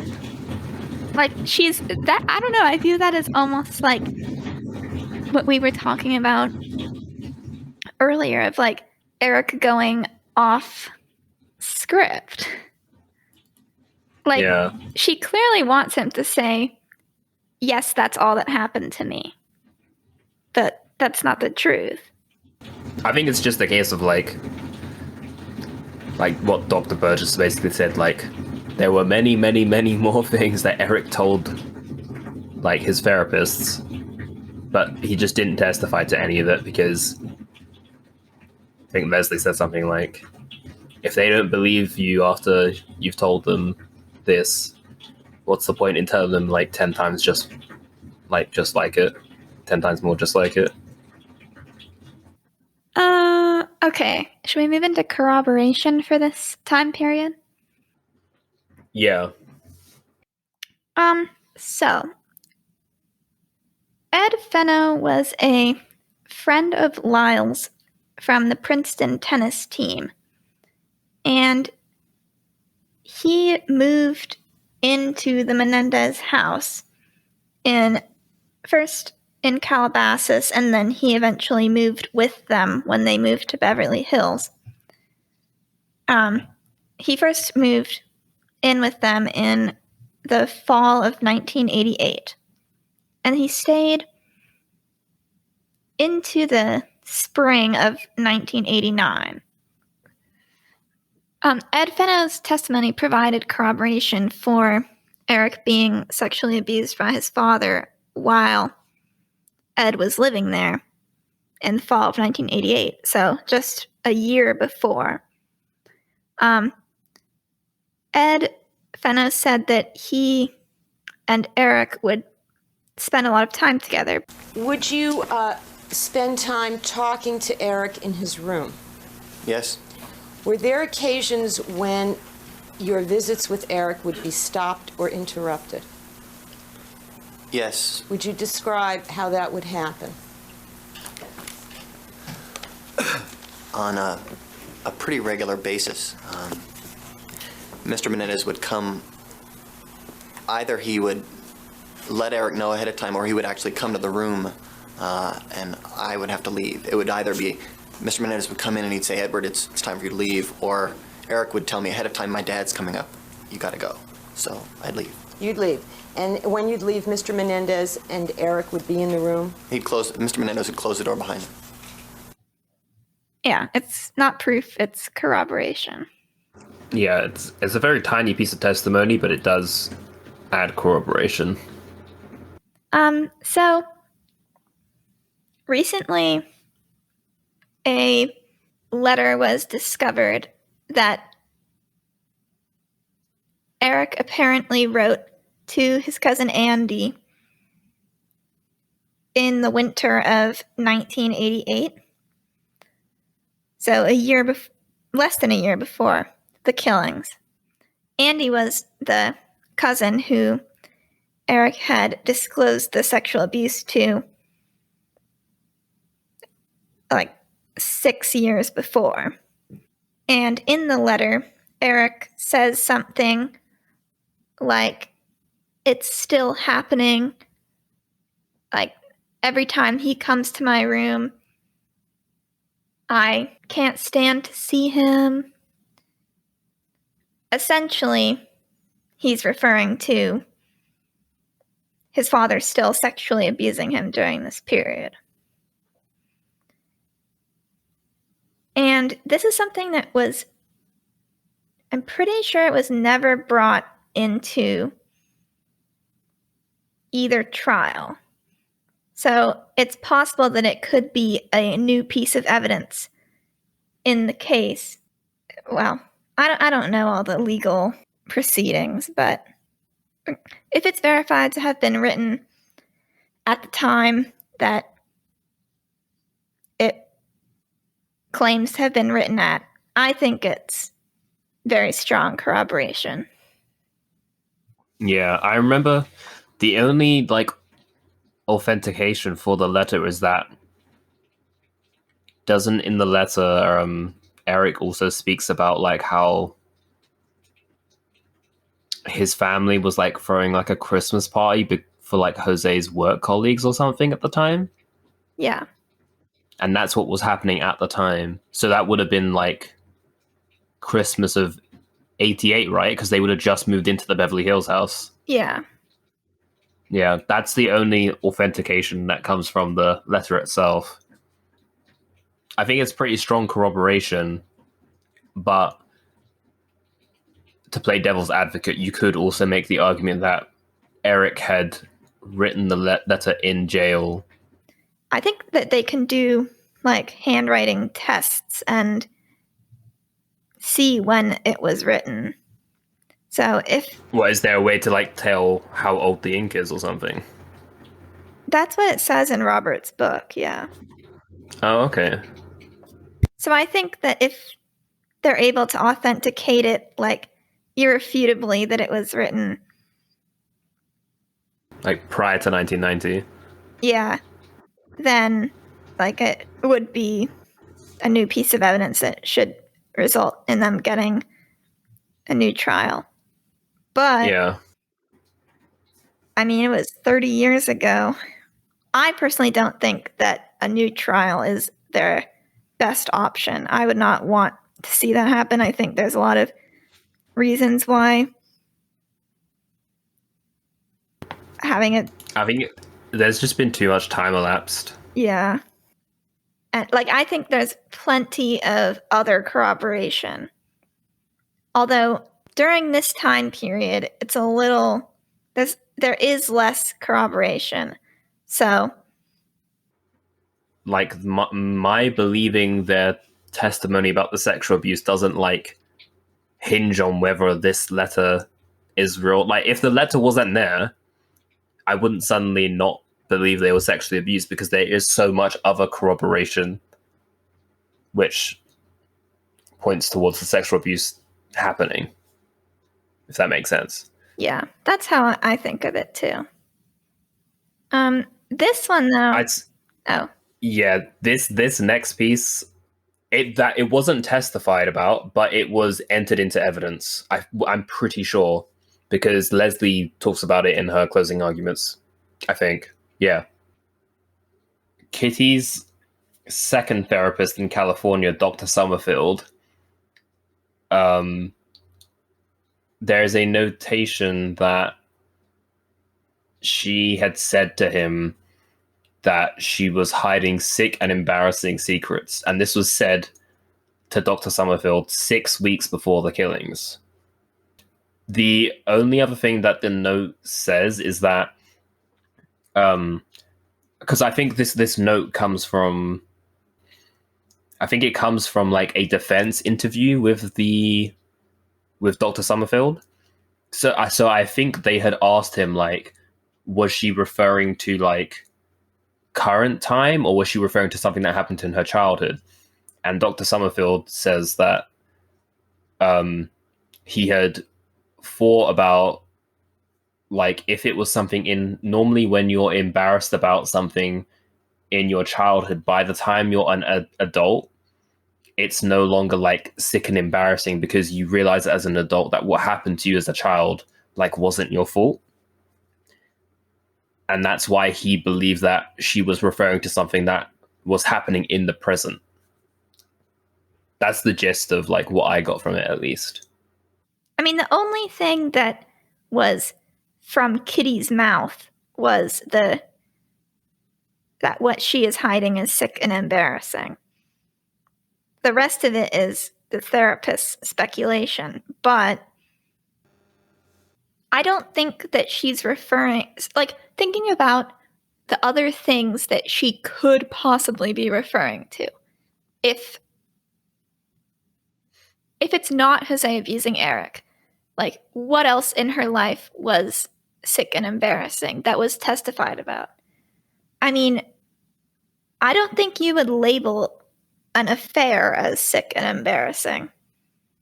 Just the word sick is really, like... I think it's key. Yeah. Oh, well, the other thing is that it's what she's hiding. And I think all of her therapy sessions were about Jose's affair. Like, she talked about, she wasn't hiding the fact that Jose had an affair from her therapist. Yeah. So, what was it that she was hiding that was sick?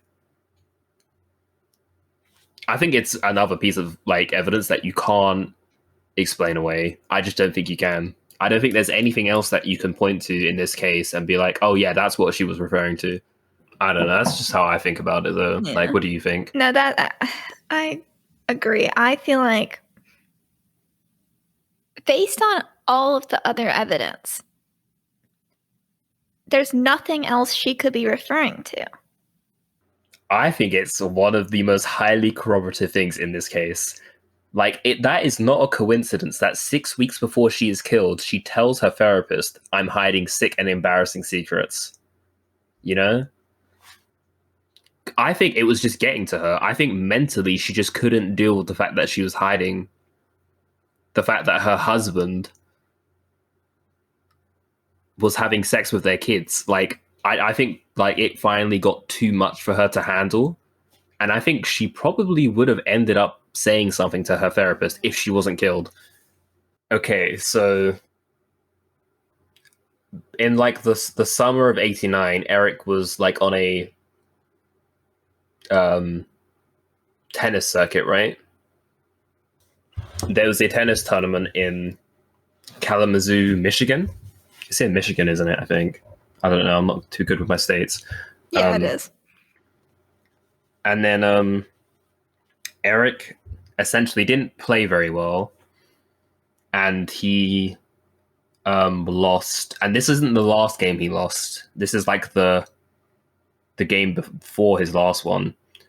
And Jose was like walking up and down the side, shouting commands at Erik, and eventually got to such a point where Erik was so frustrated at himself and the constant berating from his dad that he just turned to Jose and said, "Shut up."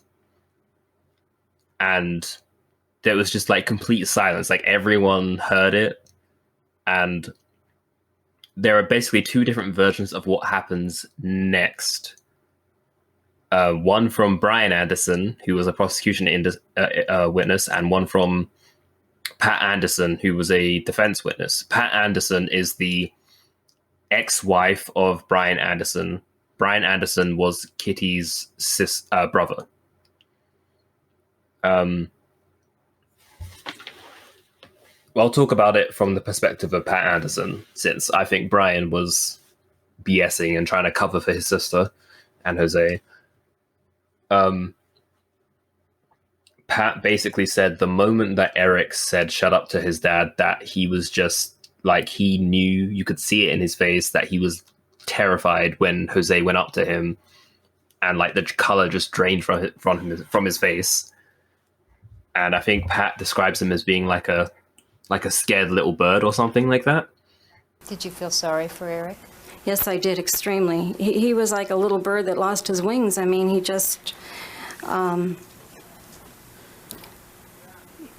was very upset, and he was scared. And the fright in his face was just, I mean, you just didn't miss it. It was there. Okay. Jose pulled him off the court and pulled him right across all the other courts and took him up the stairs. We were on the lower level of the tennis areas. And he pulled him up. By that time, Kitty went out to collect everything off of the tennis court, and we then followed. Now, in either of these circumstances, did Kitty try to step in and intervene between Jose and no, either never, Lyle or Erik? Never. Okay. So she went on the court and collected? She collected everything, and we then followed her, and we went to the vehicle that we were in. And what happened then? We then went back to the hotel. Were you all staying at the same hotel? Yes, we were. Usually what happens is that we always went to support the boys in the meets in Kalamazoo, because we lived in Chicago at that time. And what would happen is Kitty would get us a room not too far from their room on the same floor.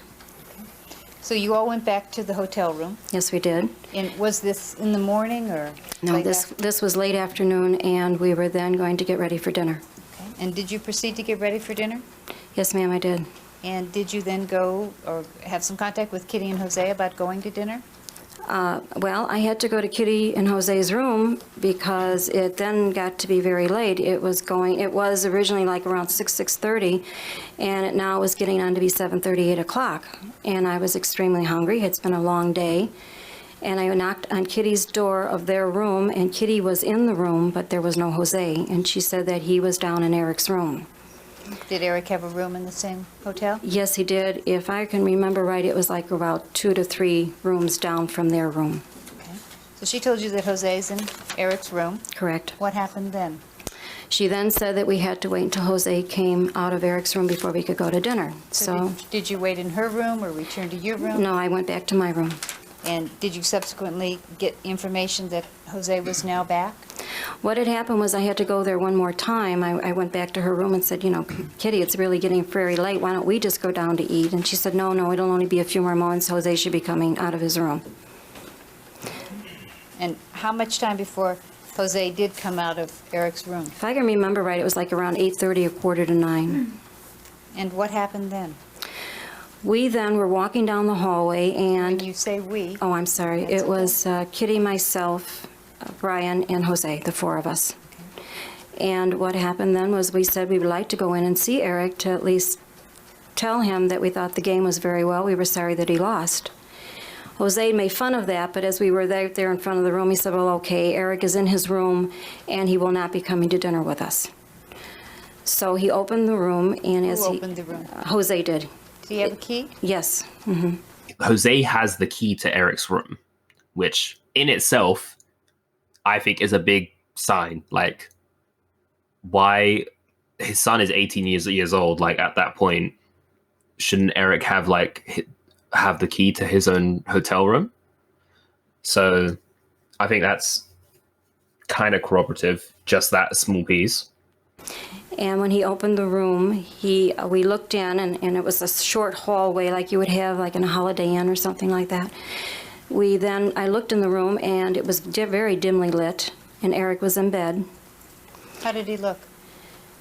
He looked very sad, and you could tell something was wrong with him, okay? He didn't want to speak to us, and I was going to go over and give him a hug, and I was told that I shouldn't do that Erik just didn't want people to hug him. Did you then leave the room? A few moments later, Uncle Brian wanted to give Lyle his little positive philosophy. Lyle or Erik? I'm sorry, Erik. Okay. So Brian, that's your husband, their Yes. uncle, wanted to say something? Yes, he wanted to go over and talk to Erik and give him, the positive that if you don't make it the first time, you can do it a second time, that type of thing. And he did. He got over there and he did talk to him.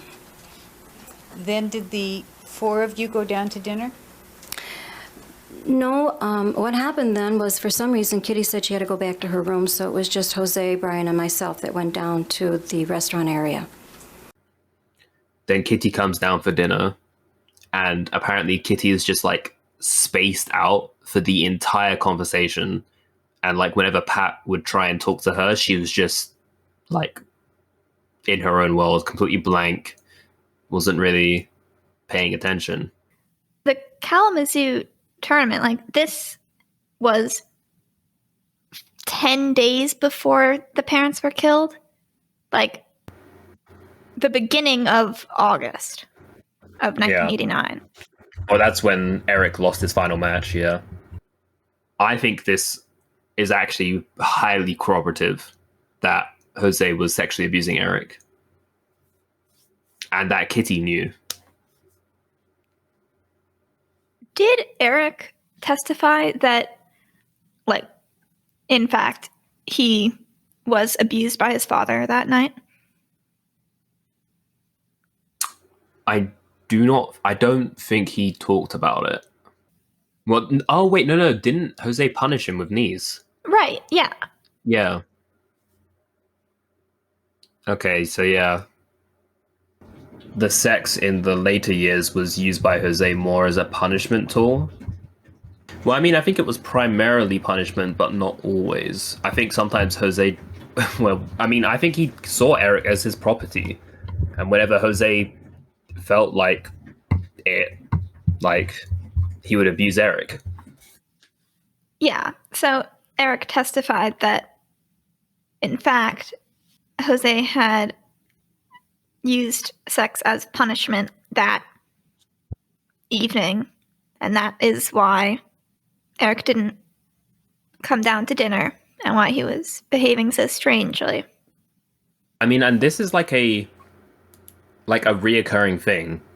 This whole Erik's not feeling well, he won't be coming to dinner.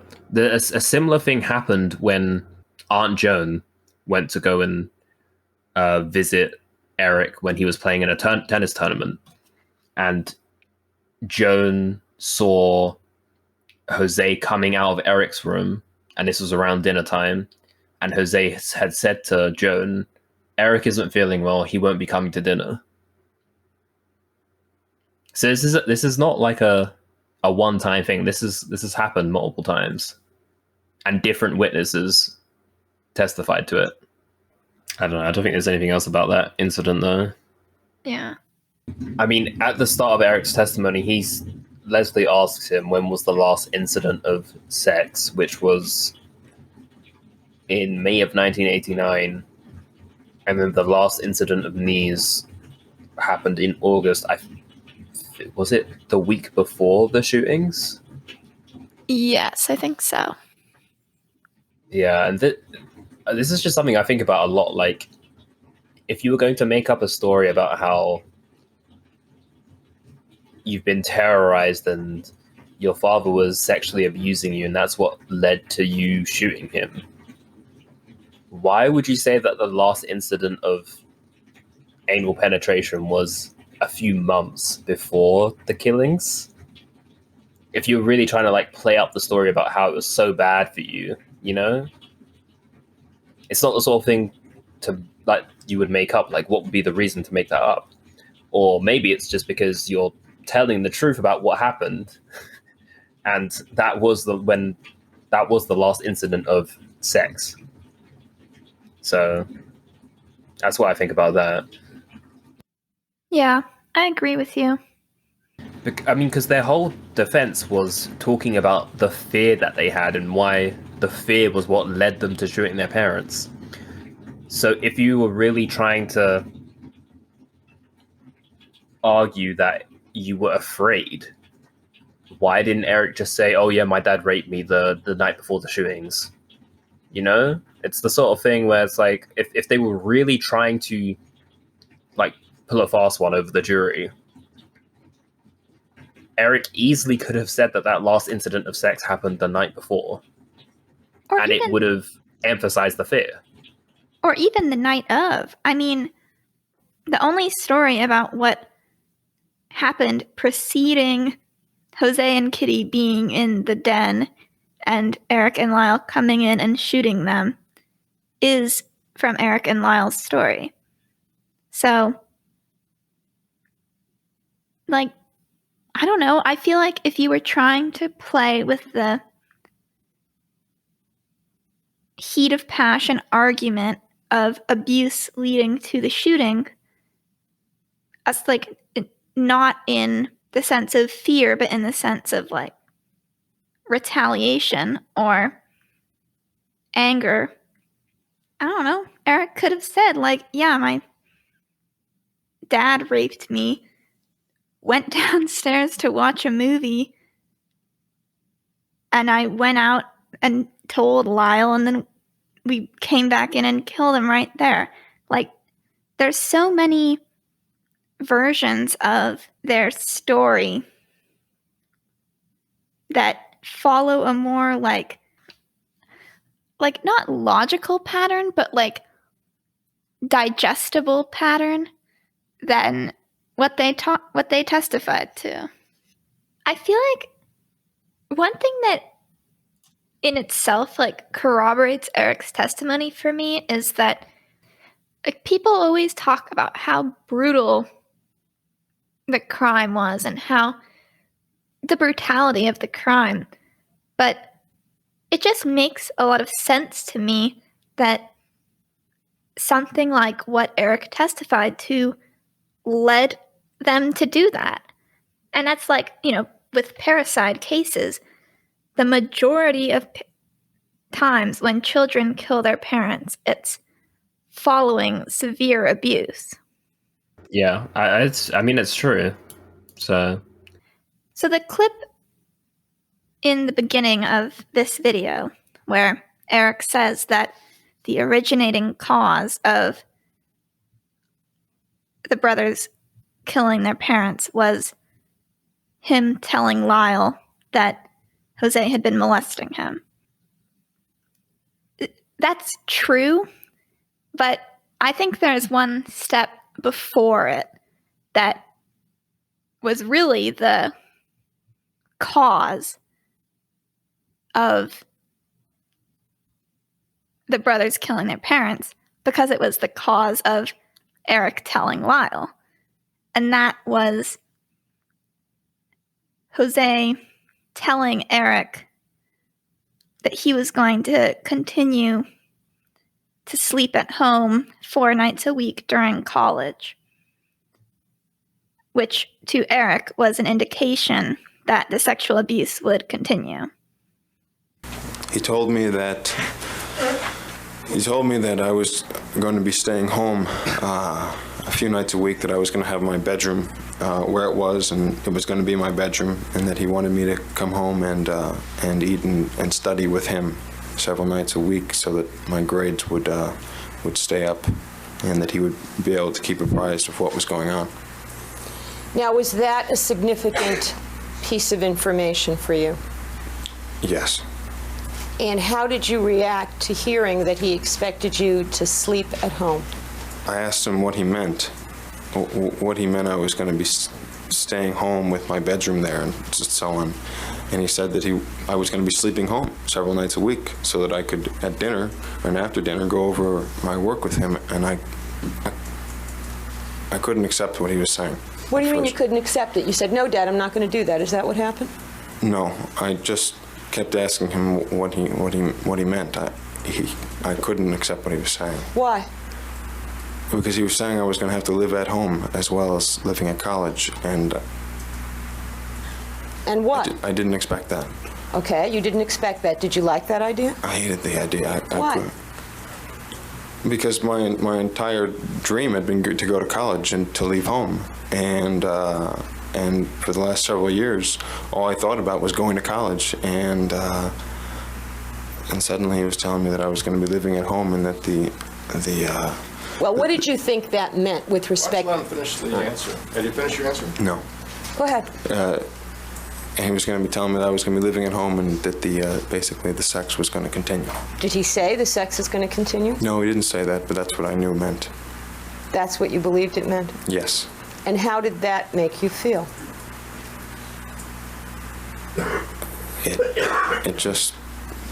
It made me feel lost. It made me feel like it made me feel like the hope that I had was gone, and that suddenly this was gonna continue throughout college, and I felt like I was crumbling. I felt like nothing mattered anymore, that it was gonna continue. Going to college was his rescue fantasy, that he would get to leave the house and escape Jose. So Jose telling Erik that essentially he wasn't going to get away from him, I think it basically broke Erik. I mean, I think you're right on that, because I think Erik talks about this as well, but he had sort of lost all hope after that. And Lyle was the last person that he could reach out to for help. Yeah. And especially after seeing Kitty rip Lyle's hairpiece off, I think that was the trigger that he needed to see that his brother in a vulnerable position, to know that there was a chance that he could open up to him, in the hope that Lyle would do something to help him. When they both found out that Kitty knew, and she had known the entire time and had done nothing about it, I think that was when her fate was sealed. I think if she never said anything to Erik about it, or never revealed that she knew, I think it's possible that she'd still be alive. I mean, I think that was the clearest indication to them that, one, that she didn't care about them, right, and their lives. Right. She didn't care about their lives. It didn't matter to her if they were dead or not. And that she would never do anything to stop Jose from hurting the brothers or killing them. I feel like a lot of their story relies on you understanding, and this is something that I come back to a lot, their story relies on you understanding the psychology of abuse and how there weren't any like direct, like obvious, clear threats that the parents made the night of the shooting. Like even the threat of rape, which was basically Jose saying to Erik, "Get up to your room, I'll be there in a bit." That's not like super. Like you'd have to understand that through the lens of Erik and Lyle and what they perceive that to be. In terms of like the brothers' behavior, like, and it being consistent with what the reaction is, it's the biological reaction to fear, and is that people either fight, flight, or freeze. And for so much of Erik's life, he would basically freeze or fawn, which would be to give in to appease whatever it is that's causing him to fear. And I think Leslie asks him about like, well, why didn't you just like get your shotgun and barricade yourself in your room? And he's trying to describe like himself freezing. Did you fight back over the years with your father? No. Did you verbally resist? No. Apart from Thursday night, did you physically resist? No. Did you think you could? No. Why? Because this was my dad. This was a big guy, and I don't know what it was. I mean, it was just my dad, and it was just something about it. I couldn't. I mean, I remember in the sex that when he would come into the room, I would want to say, no, I don't want to do this. And I would want to say, I don't want you to touch me. And I would want to say these things. But I would just see him. And he was like huge. And he did what he wanted to me. And I couldn't stop that. And I wanted to, but I couldn't. I don't know why. If his father had like come into his room, he would have just froze. And he wouldn't have been able to, in essence, save his life. And that's why he knew he had to get to the room, because he thought he was going to die if he didn't, because he would have just frozen. I feel like that is, in some senses, premeditation. It's Erik admitting that he knew he had the choice to not fight. But the thought of not fighting was so fear-provoking and like meant death to Erik that he felt like he had to fight.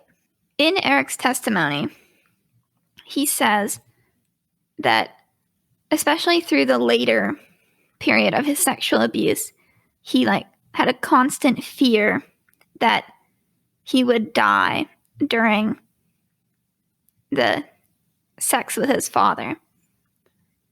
And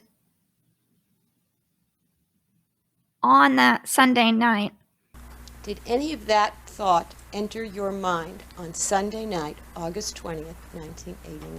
Yes. And how did it enter your mind that night? I thought he was going to kill me that night, and I thought he was going to have sex with me first. And did that flash to any previous thoughts you had had? Any what? Previous thoughts. Thoughts you had had earlier in your It was life. a thought. That's the whole question. Okay.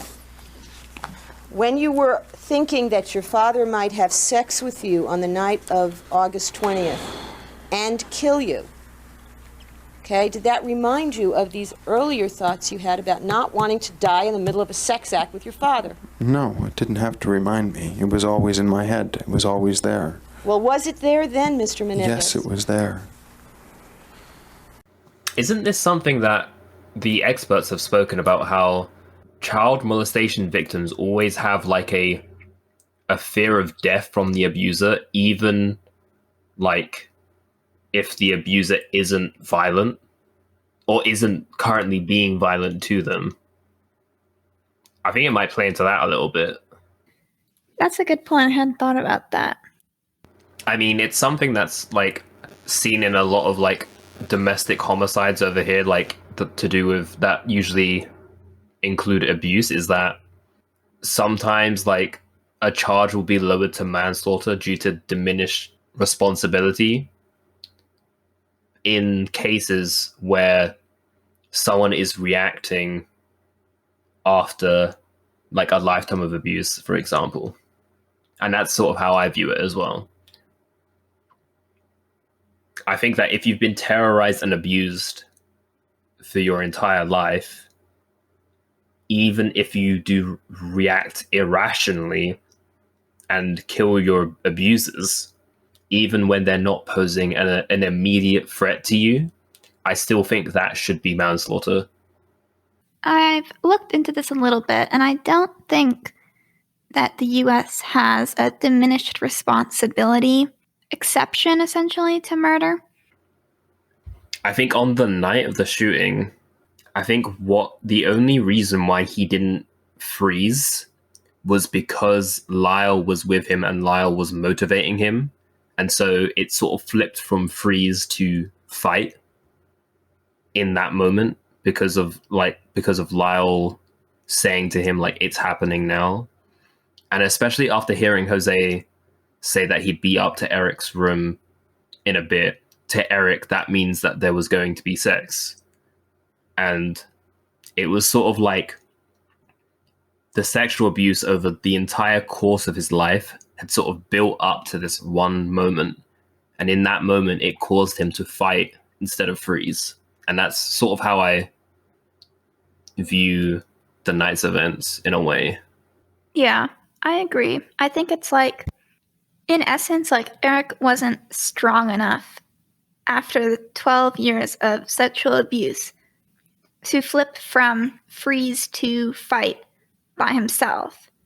But because Lyle knew, and because Lyle was on the fight response, that was enough to flip Erik from freeze to fight. But that's like a momentary decision. Erik and Lyle snapped at that point. Well, okay. I think Lyle snapped, which led Erik to snap. Thanks for the long wait, guys. We know it was a pretty long one for you guys waiting for this episode, but we hope you enjoy this one. It took a long time to record because there's a lot to cover, and there's probably going to be a lot for Maya to cut out. So thank you for doing that, Maya. You're welcome. And we haven't decided what the topic of the next episode is going to be yet, but we hope you look forward to it. Hey, thanks again, and we'll see you next time.